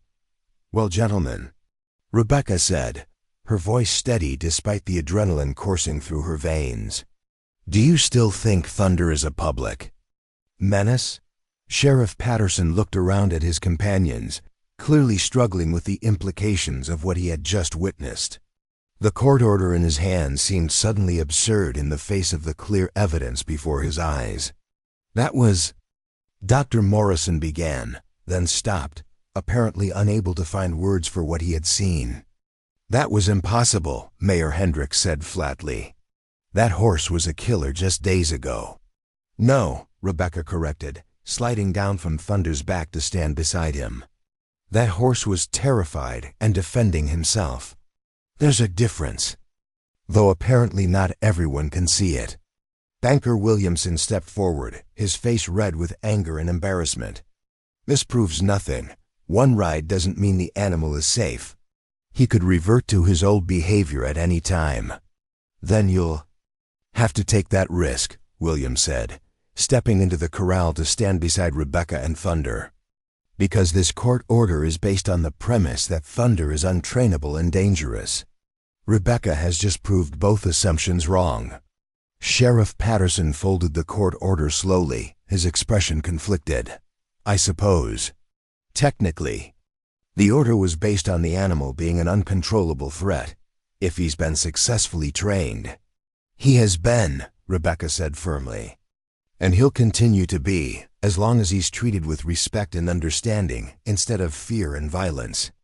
As the officials prepared to leave, their mission failed and their assumptions shattered. Rebecca remained with Thunder in the corral. The stallion nuzzled her shoulder gently, as if understanding that she had just saved his life. "We did it, beautiful," she whispered, stroking his neck with hands that were finally beginning to shake with reaction. "We showed them who you really are." But even as she celebrated their victory, Rebecca knew that the real test was just beginning. She had saved Thunder's life, but now she had to prove that their partnership could last, not just for a few dramatic minutes, but for all the days and years to come. The victory celebration that night was unlike anything the Thorn Ranch had ever seen. Word of Rebecca's miraculous ride had spread throughout Brazos County faster than wildfire, and by evening, people were arriving from as far as 50 miles away to see the woman who had accomplished the impossible. Cowboys, ranchers, townspeople, and even skeptical officials found themselves drawn to witness Thunder's transformation firsthand. The stallion, as if understanding his newfound celebrity status, stood calmly in his corral, accepting carrots and apples from visitors who just days before had wanted him destroyed. "I still can't believe it," Jake Morrison said for the 10th time that evening, shaking his head as he watched Thunder allow a young child to pet his nose through the fence rails. 6 months of hell, and she fixed him in a week. "She didn't fix him," William corrected, his eyes never leaving Rebecca as she demonstrated Thunder's training to another group of amazed onlookers. "She healed him. There's a difference." Consuela appeared at William's elbow with a cup of coffee and a knowing smile. "Senator William, you look at that woman the way my husband looked at me when we were young. When are you going to ask her the important question?" William felt heat rise in his cheeks. "Consuela, it's complicated. Rebecca came here under specific circumstances. Now that Thunder is safe, she might want to return to Chicago, or go somewhere else where she has more opportunities." "Opportunities? For what?" Consuela laughed. "That woman just did something no man in 3 counties could do. She has made herself a legend in one afternoon. You think she needs to go somewhere else to find opportunities?" Before William could respond, Sheriff Patterson approached with an expression that mixed embarrassment with grudging respect. "William," the sheriff said, touching his hat, "I wanted to apologize for this afternoon. I misjudged the situation." "Badly. You misjudged Rebecca," William replied pointedly. "And you nearly killed an innocent animal because of your assumptions." Sheriff Patterson's face reddened, but he nodded. "You're right. That woman has more courage than most men I know, and more wisdom than our entire town council put together." He paused, looking toward Rebecca. "The county's been looking for someone to help with problem horses, animals that get confiscated. In legal disputes, horses from broken-down operations that need rehabilitation. Would Miss Sterling be interested in that kind of work?" William's eyebrows rose in surprise. "You'd have to ask her, but I suspect she might be." As the evening wore on and the crowds began to thin, William found himself alone with Rebecca on the front porch. Thunder was finally quiet in his corral, and the sounds of the Texas night, crickets, a distant owl, the soft lowing of cattle, created a peaceful backdrop for conversation. "Are you tired?" William asked, noting the slight slump in Rebecca's shoulders. "Exhausted," she admitted with a smile. "But it's a good exhaustion, the kind that comes from doing something important." They sat in comfortable silence for a while, both lost in their own thoughts. Finally, William gathered his courage to broach the subject that had been weighing on his mind all day. "Rebecca, I need to ask you something, and I want you to answer honestly." She turned to look at him, her green eyes reflecting the lamplight from inside the house. "Of course. Now that Thunder is safe, now that you've proven yourself in ways that no one could have imagined, do you still want to marry me?" The question hung between them like a bridge that could either connect them or crumble under the weight of changed circumstances. Rebecca was quiet for a long moment, and William felt his heart hammering against his ribs. "William," she said finally, "when I agreed to come to Texas, I was a desperate woman with no options and no hope. I thought I was agreeing to marry you because I needed security and you needed a wife." William's heart sank, but Rebecca continued. "But somewhere in the past week, everything changed. I fell in love with this place, with the work, with the feeling of being useful and respected. And I fell in love with you, not because I need you, but because I choose you." She turned to face him fully, her expression serious and intent. "The question isn't whether I still want to marry you. The question is whether you want to marry a woman who's going to attract attention wherever she goes, who's never going to be content sitting quietly in the parlor doing needlework while you handle all the important business." William felt relief and joy flood through him like a warm tide. "Rebecca Sterling, I want to marry exactly that woman. The woman who saw healing where everyone else saw hopelessness. The woman who risked her life to save a horse that everyone else wanted to destroy. The woman who turned my house into a home just by being in it." He stood and moved to kneel beside her chair, taking her hands in his. "Rebecca, will you marry me? Not because either of us needs the other, but because we choose to build a life together?" "Yes," she whispered, tears streaming down her face. "Yes, William Thorne, I will marry you." Their kiss was interrupted by the sound of hoofbeats in the yard, multiple horses arriving at speed. William and Rebecca broke apart to see torches approaching through the darkness, and William's hand instinctively moved toward the rifle he kept by the door. "Who rides up to a man's house at this hour?" he muttered. As the riders drew closer, they could make out familiar faces in the torchlight. But these weren't the town officials who had caused so much trouble earlier. These were ranchers, cowboys, and businessmen from throughout the county, and their demeanor was excited rather than threatening. "William," called out Tom Bradley, the owner of the adjacent spread. "We need to talk to you and Miss Sterling. It's important." The group dismounted and gathered in the yard, their faces animated with enthusiasm. Tom Bradley stepped forward as their spokesman. "Miss Sterling," he began, "what you did today has got the whole county talking. But it's not just the spectacle of it, it's what it means for all of us." Rebecca frowned, confused. "I'm not sure I understand." Another rancher, Sam Peterson, stepped forward. "Miss Sterling, every ranch in Texas has problem horses.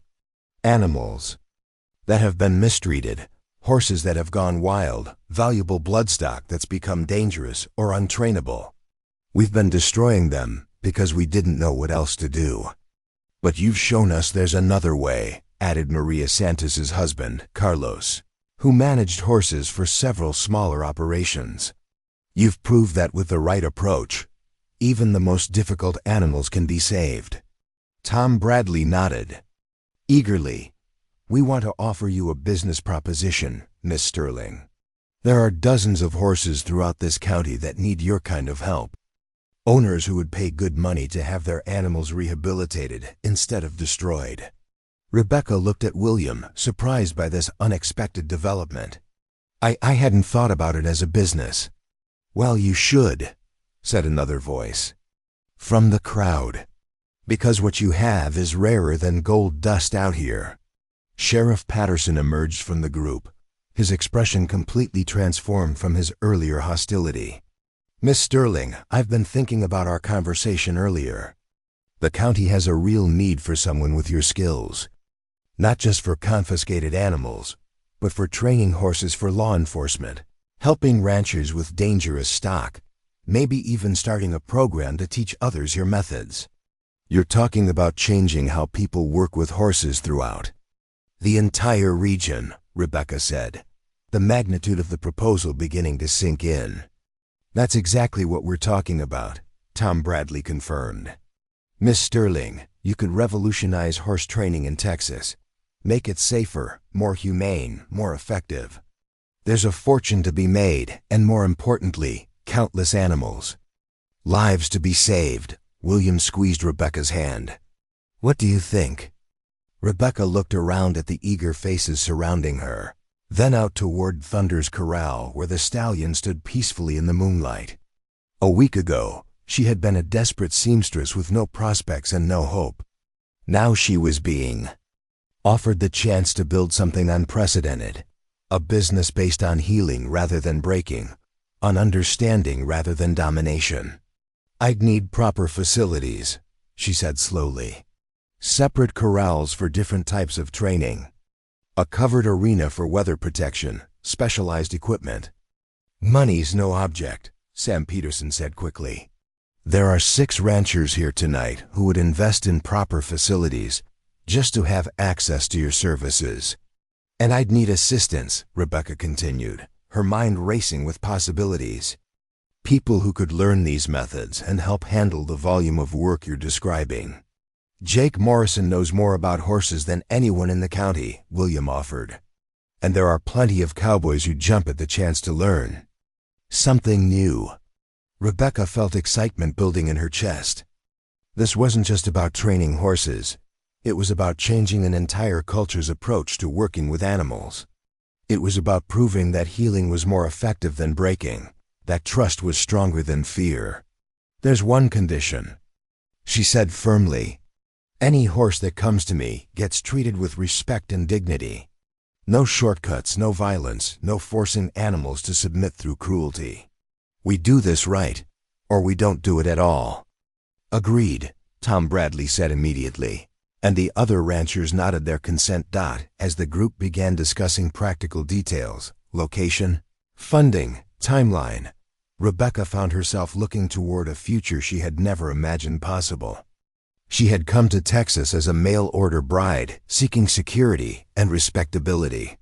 Instead, she was about to become a pioneer in a field that didn't even have a name yet. "What would you call it?" William asked, as if reading her thoughts. "This new approach to horse training?"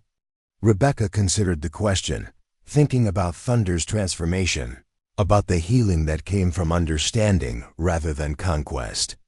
"Natural horsemanship," she said finally. "Working with the horse's nature instead of against it." The phrase felt right, capturing everything she believed about building trust rather than demanding submission. And as the enthusiastic ranchers continued planning around her, Rebecca realized that she was about to embark on something far more significant than marriage to a Texas rancher. She was about to change the world, one horse at a time, 3 months. After her triumph with Thunder, Rebecca stood in the center of what had once been an empty pasture and was now the most advanced horse training facility in Texas. The Sterling Thorn Natural Horsemanship Center sprawled across 20 acres of prime ranch land, featuring 6 specialized corrals, a covered arena that could accommodate 50 spectators, and a classroom building where Rebecca taught her revolutionary methods to cowboys from across the Southwest. The name had been William's idea, a wedding gift that acknowledged Rebecca as an equal partner rather than simply his wife. They had married in a simple ceremony 2 weeks after his proposal, with Thunder serving as an unlikely witness, standing calmly in his corral as the couple exchanged vows beneath the Texas stars. "Mrs. Thorne," Jake Morrison called out, approaching with a clipboard full of scheduling requests. The title still felt strange to Rebecca, but she was learning to embrace her new identity. "We've got 3 more ranchers wanting to book training sessions, and there's a telegram from San Antonio. Sounds like they want you to come demonstrate your methods for the Army." Rebecca wiped sweat from her forehead and looked around at the bustling activity that had become her daily reality. In one corral, Danny Cooper, one of her first students, was working with a formerly vicious mare using the patience-based techniques Rebecca had developed.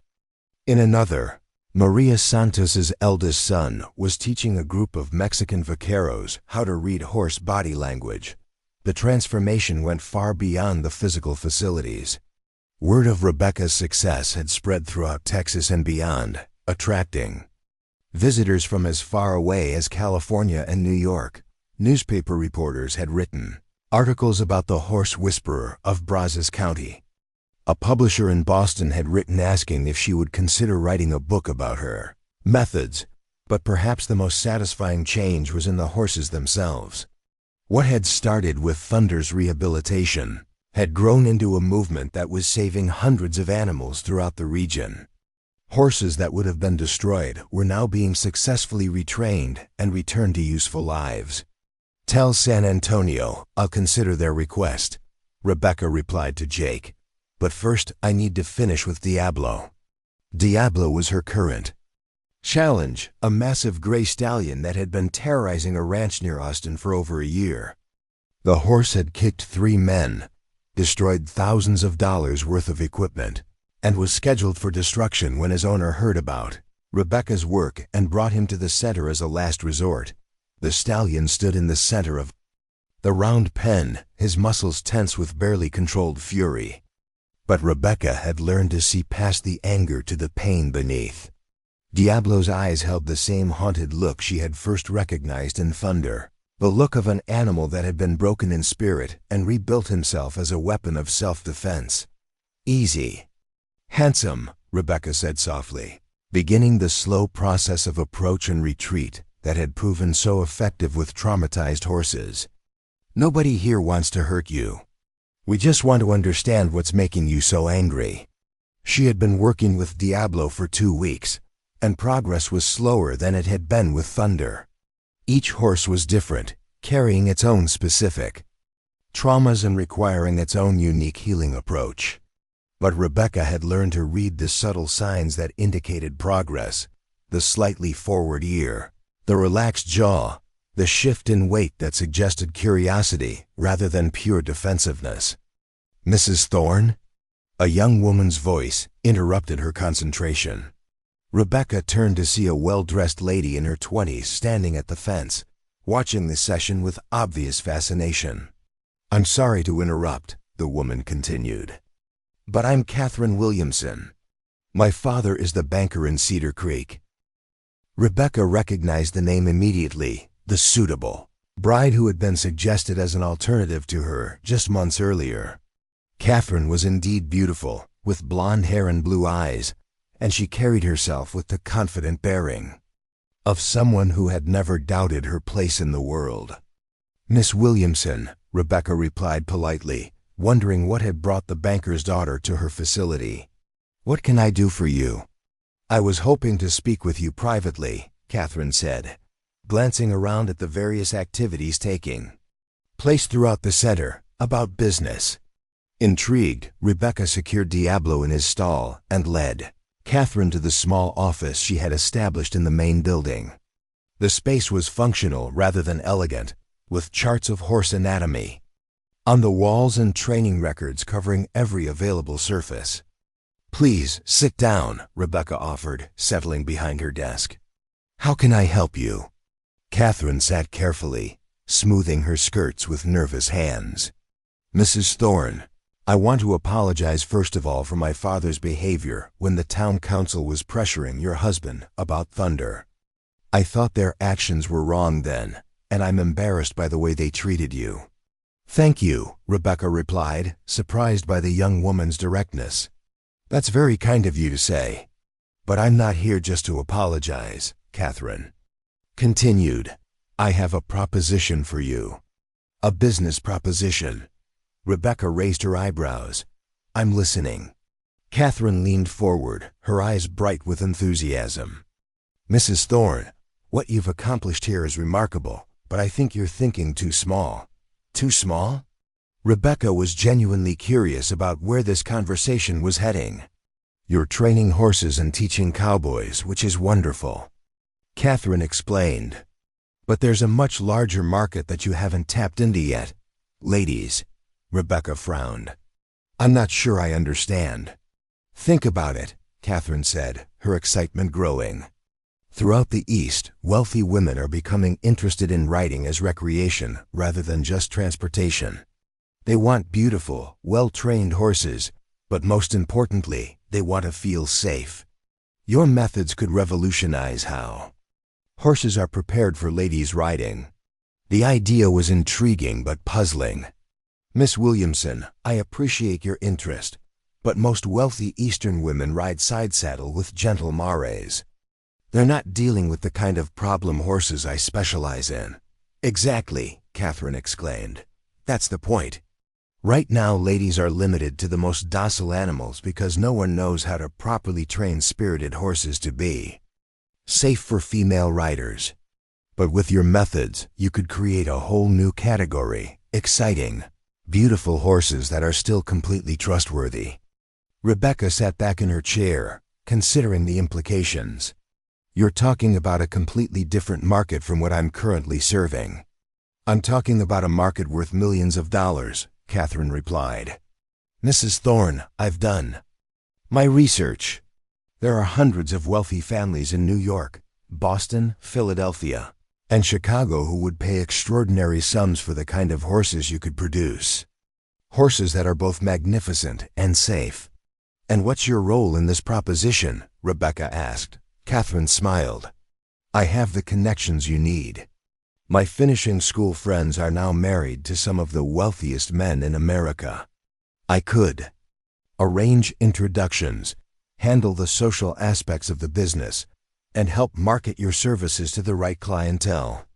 Rebecca studied the young woman's face, looking for signs of deception or self-interest. What she saw was genuine enthusiasm and sharp intelligence. Catherine Williamson was clearly more than just a pretty banker's daughter. She was a woman with business acumen and ambition. "What would you want in return?" Rebecca asked. "A partnership," Catherine replied without hesitation. "I'd handle the Eastern market development and customer relations. You'd continue to do what you do best, train horses and develop methods. We'd split the profits from the luxury horse trade." Before Rebecca could respond, the office door opened and William entered, his face grim with concern. "Rebecca, I'm sorry to interrupt, but we have a problem," he said, then noticed Catherine. "Miss Williamson, I didn't know you were here." "What kind of problem?" Rebecca asked, immediately alert. 3 horses arrived this morning from a ranch near Dallas," William explained. "They're in worse condition than anything we've seen before. Severely malnourished, covered in whip scars, and so traumatized they won't let anyone approach them." Rebecca stood immediately. "Where are they now?" "Quarantine paddock.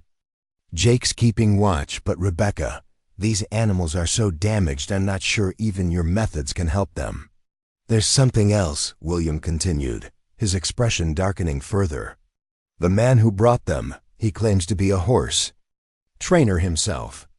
Says he's heard about your success and wants to challenge you to a competition." "What kind of competition?" Rebecca asked. "He wants to see who can break these 3 horses faster, him using traditional methods or you using your approach. Winner takes all 3 horses plus $1,000 purse he's putting up." Catherine gasped. $1,000? "That's a fortune. It's also a trap," Rebecca said immediately. "Those horses are so damaged that trying to break them quickly could kill them. And if I fail publicly, it could destroy everything we've built here." William nodded grimly. "Exactly what I was thinking. But Rebecca, this man, his name is Marcus Stone. He's been telling people throughout Dallas that your methods are just tricks, that you've been working with horses that weren't really dangerous to begin with. He's claiming that Thunder was never actually unrideable." Rebecca felt anger rising in her chest. Everything she had worked for, all the progress she had made in changing how people thought about horse training, was being threatened by someone who saw her success as a challenge to the old, brutal methods. "Where is this Marcus Stone now?" she asked. "Waiting by the quarantine paddock with a crowd of spectators who've come to watch the show," William replied. "Rebecca, you don't have to do this. We can simply refuse the challenge and let him spread the word that I was afraid to prove my methods." Rebecca shook her head. "No, William. If I back down now, it won't just hurt our business. It'll hurt every horse that might benefit from the changes we're trying to make." Catherine stood up, her face determined. "Mrs. Thorne, if you're going to do this, you need to do it right. This isn't just about 3 horses. It's about establishing your reputation beyond any doubt. Win this challenge, and doors will open throughout the country." Rebecca looked at the 2 people who were offering her their support, her husband, who wanted to protect her, and a woman she barely knew, who was offering to help her build an empire. "All right," she said finally. "Let's go meet Marcus Stone, but we do this my way on my terms. These horses have suffered enough. I won't let them be victims of someone else's ego." As they walked toward the quarantine paddock, Rebecca felt the weight of everything she had built settling on her shoulders. This challenge could make her the most famous horse trainer in America, or destroy her reputation entirely. Either way, there would be no going back. The crowd that had gathered around the quarantine paddock was larger than anything Rebecca had seen since her triumph with Thunder. Word of Marcus Stone's challenge had spread throughout the county like wildfire, drawing spectators from as far as Houston and San Antonio.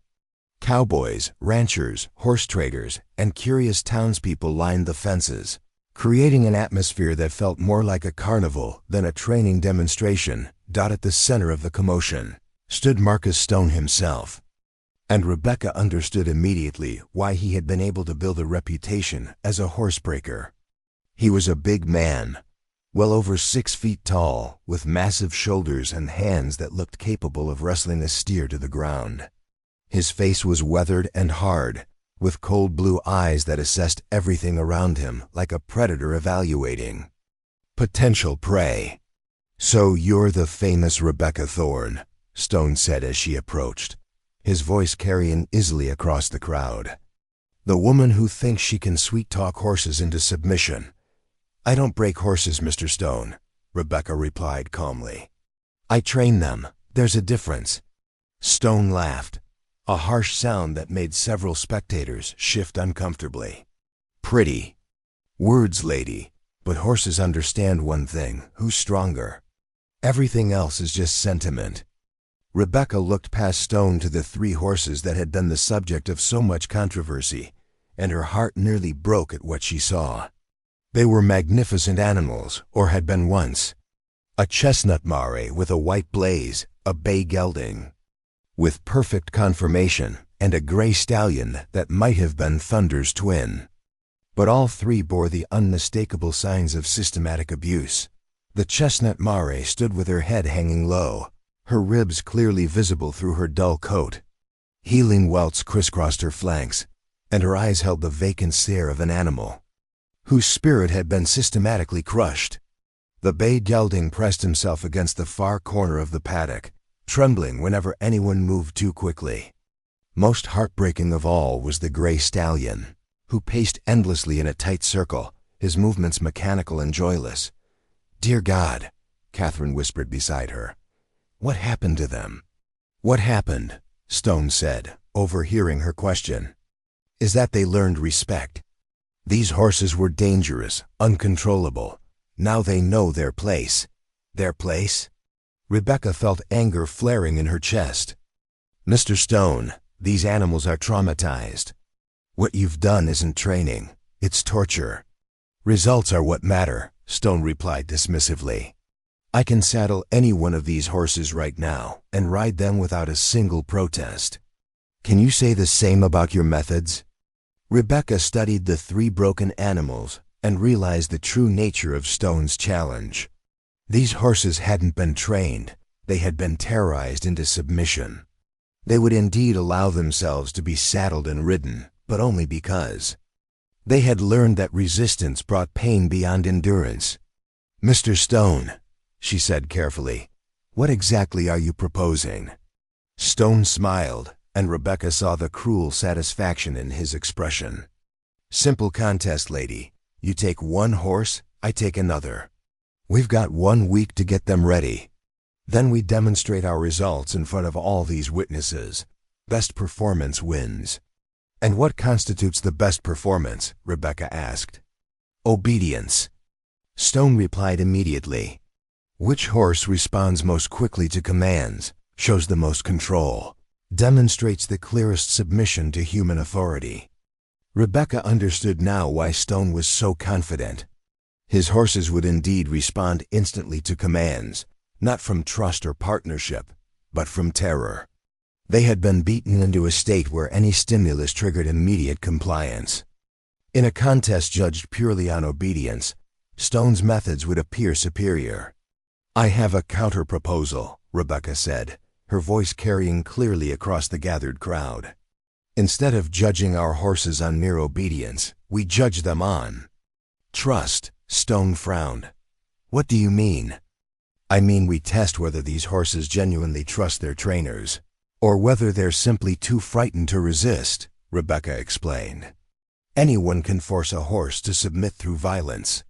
The real test is whether you can inspire voluntary cooperation." "How would you test that?" asked Tom Bradley from the crowd, clearly intrigued by Rebecca's suggestion. Rebecca thought quickly, designing a challenge that would reveal the true nature of each training approach. Each horse performs a series of tasks that require genuine trust between horse and rider. Walking across a tarp, standing calmly while someone walks around them with a flag, allowing a stranger to approach and handle them. Things that a truly trained horse will do willingly, but a terrorized horse will only do under extreme duress. Stone's expression had grown dangerous.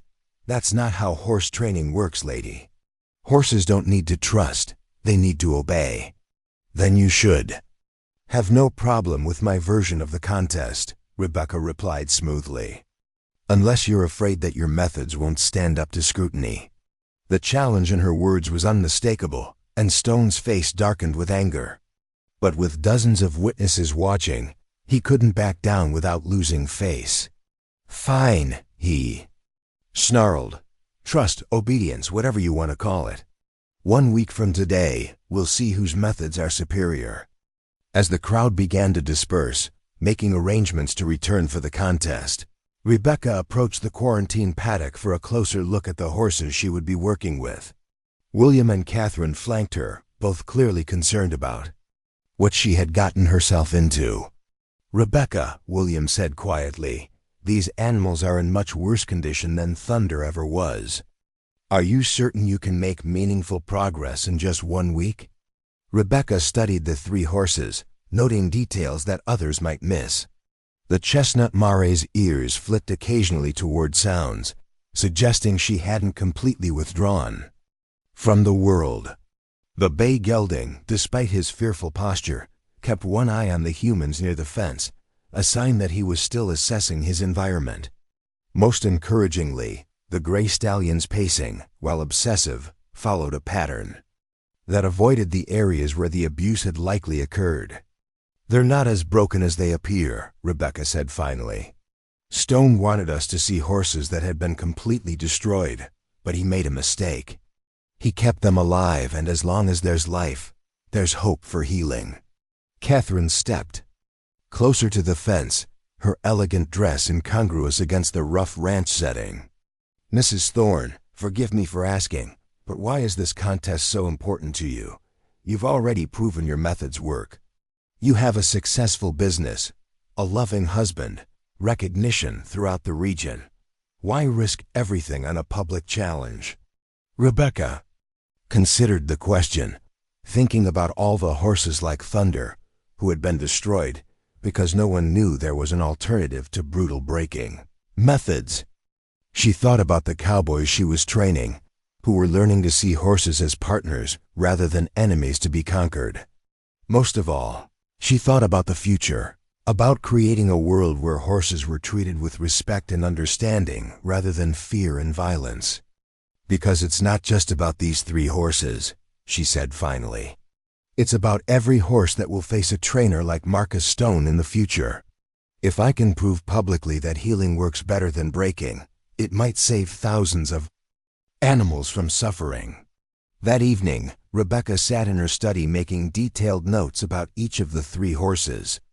She had chosen the gray stallion as her primary focus, partly because his resemblance to Thunder created an emotional connection, but mainly because his symptoms suggested the deepest trauma, and therefore the greatest potential for dramatic improvement. William appeared in the doorway with 2 cups of coffee and a concerned expression.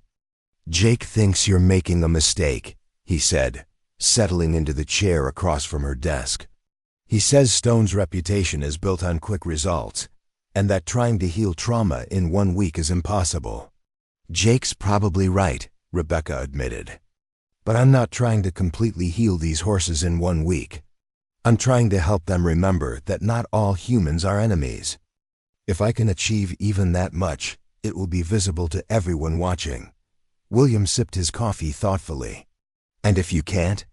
If the trauma is too deep, or if Stone's horse genuinely appears more obedient?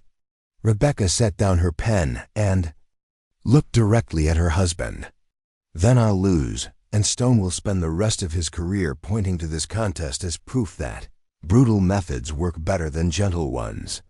Horses will continue to be broken instead of trained, and animals, like thunder, will be destroyed instead of healed. That's a lot of pressure to put on yourself, William observed. It's not pressure, Rebecca corrected. It's responsibility. I've been given a gift, the ability to understand and communicate with traumatized horses. If I don't use that gift to create change, then what's the point of having it? The next morning, Rebecca began working with the gray stallion she had decided to call Storm. After the tempest of emotions she could see raging behind his eyes. Stone, meanwhile, had chosen the bay gelding and was already subjecting the poor animal to his traditional breaking methods. The contrast between their approaches was immediately apparent to anyone watching. Stone worked in the main arena using ropes, whips, and his considerable physical strength to force compliance from his chosen horse.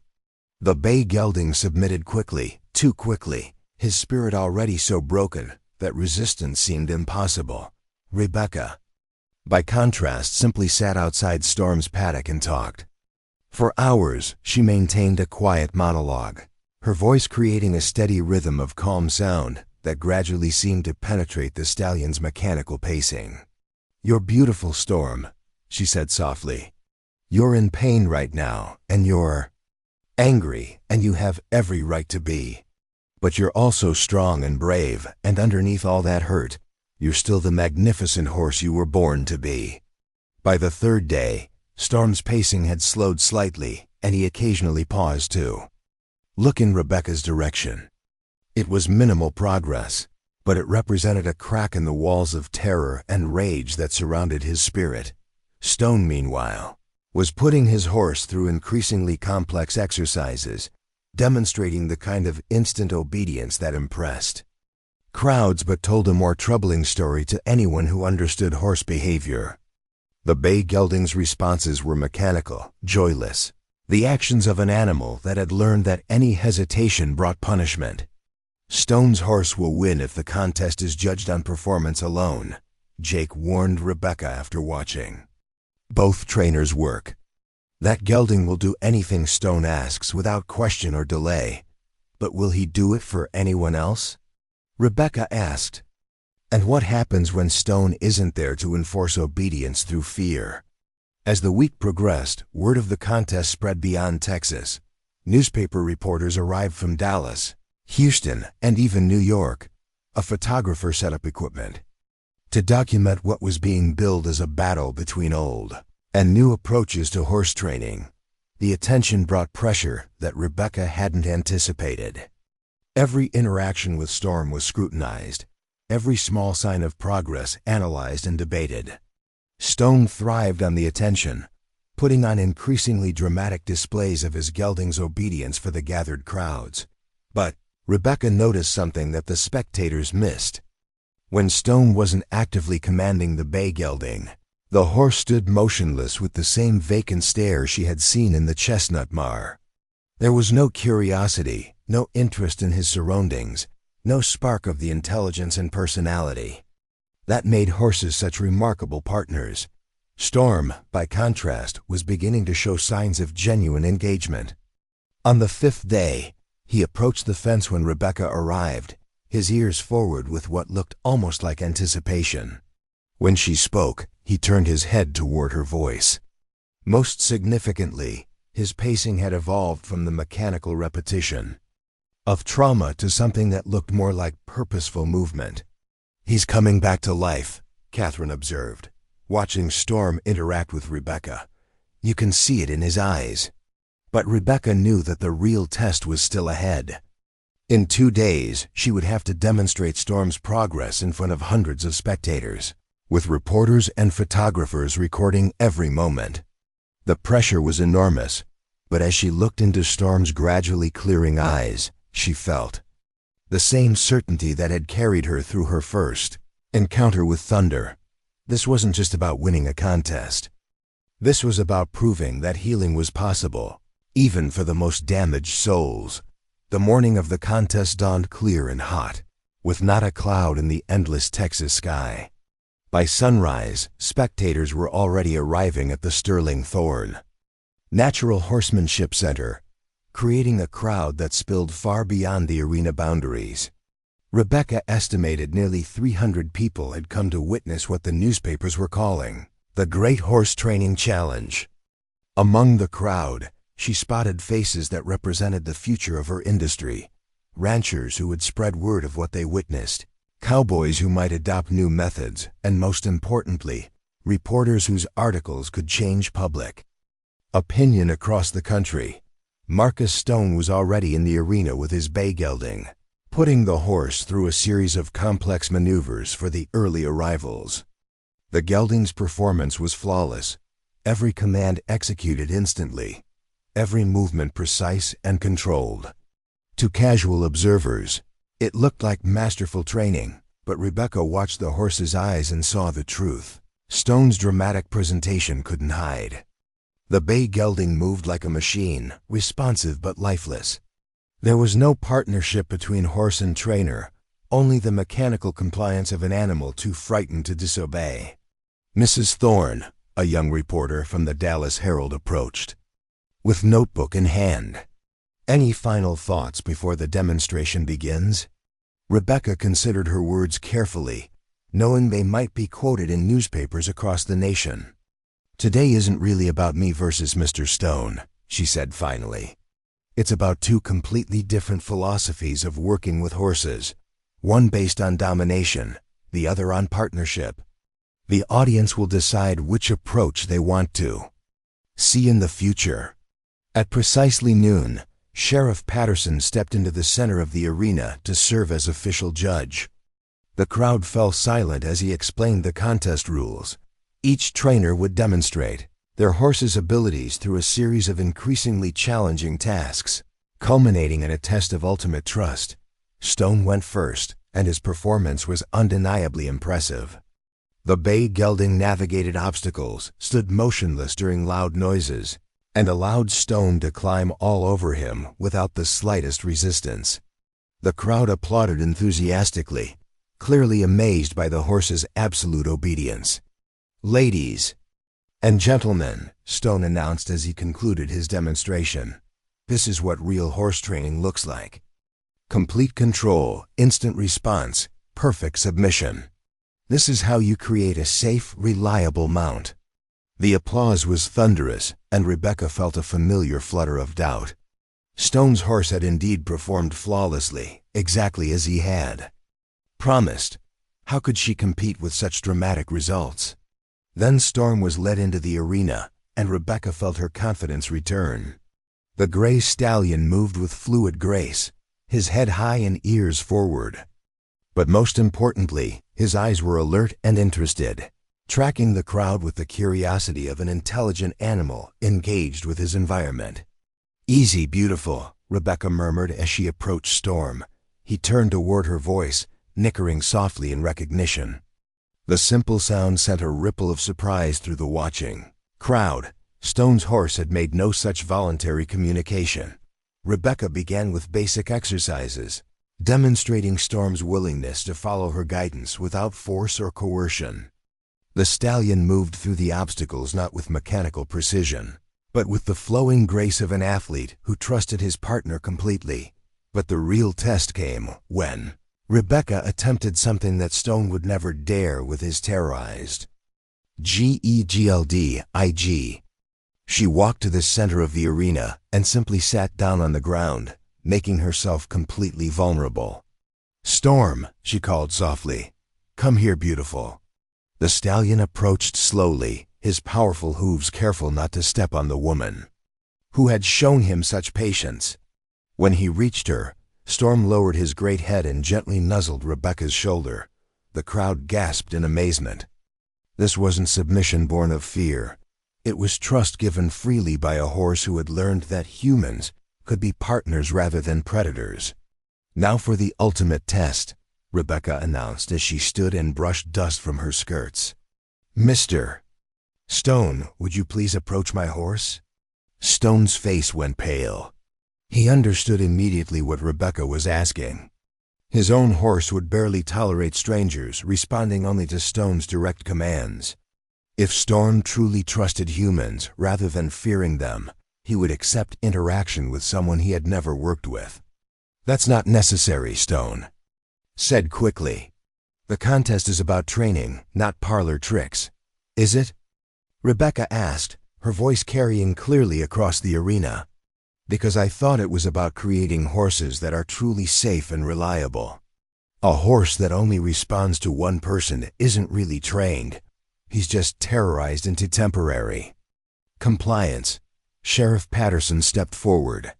"Mr. Stone, part of the agreed-upon test was whether the horses would accept handling by strangers.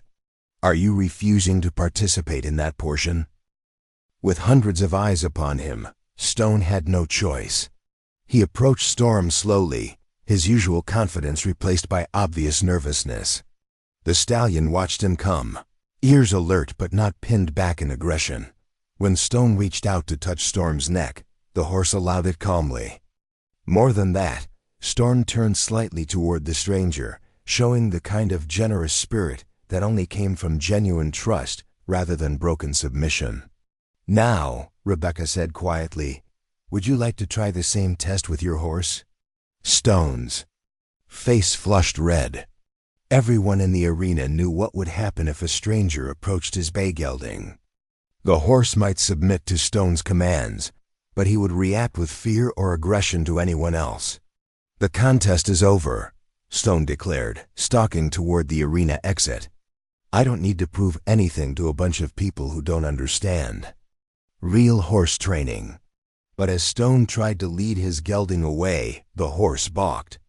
Without Stone's direct commands and constant control, the bay gelding seemed lost, confused about what was expected of him. The contrast with Storm's confident, willing partnership couldn't have been more obvious. "Mr. Stone," Rebecca called after the retreating trainer, "I want you to know that your horse is welcome to stay here for proper rehabilitation. No charge." Stone spun around, his face twisted with rage. "That horse doesn't need rehabilitation. He needs an owner who understands discipline and control.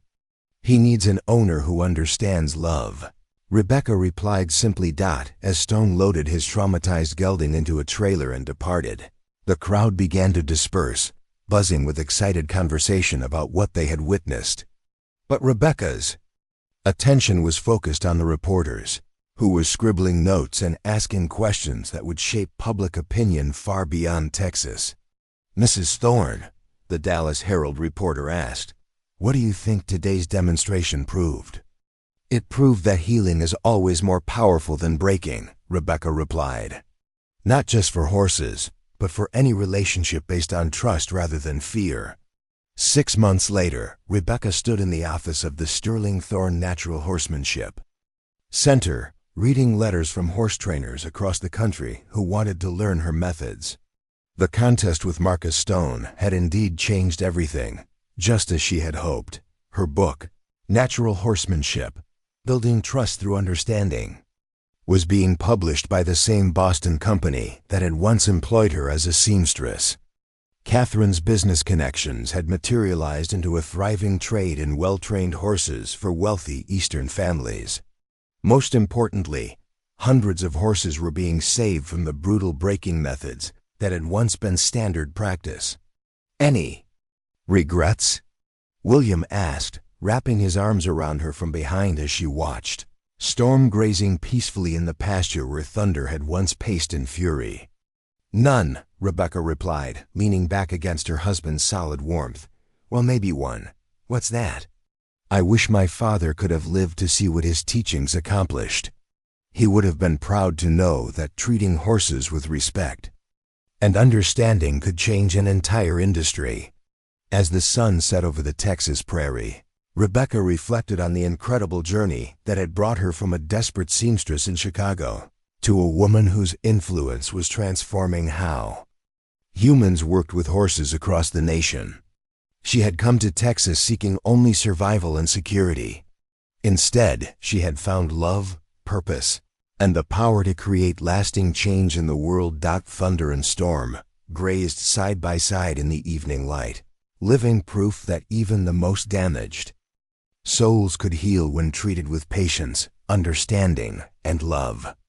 And in that peaceful scene, Rebecca saw the future she had helped create, a world where strength came not from domination, but from the willing partnership between species who had learned to trust each other completely. Up next, you've got 2 more standout stories right on your screen. If this one hit the mark, you won't want to pass these up. Just click and check them out. And don't forget to like, subscribe, and turn on the notification bell so you don't miss any upload from US.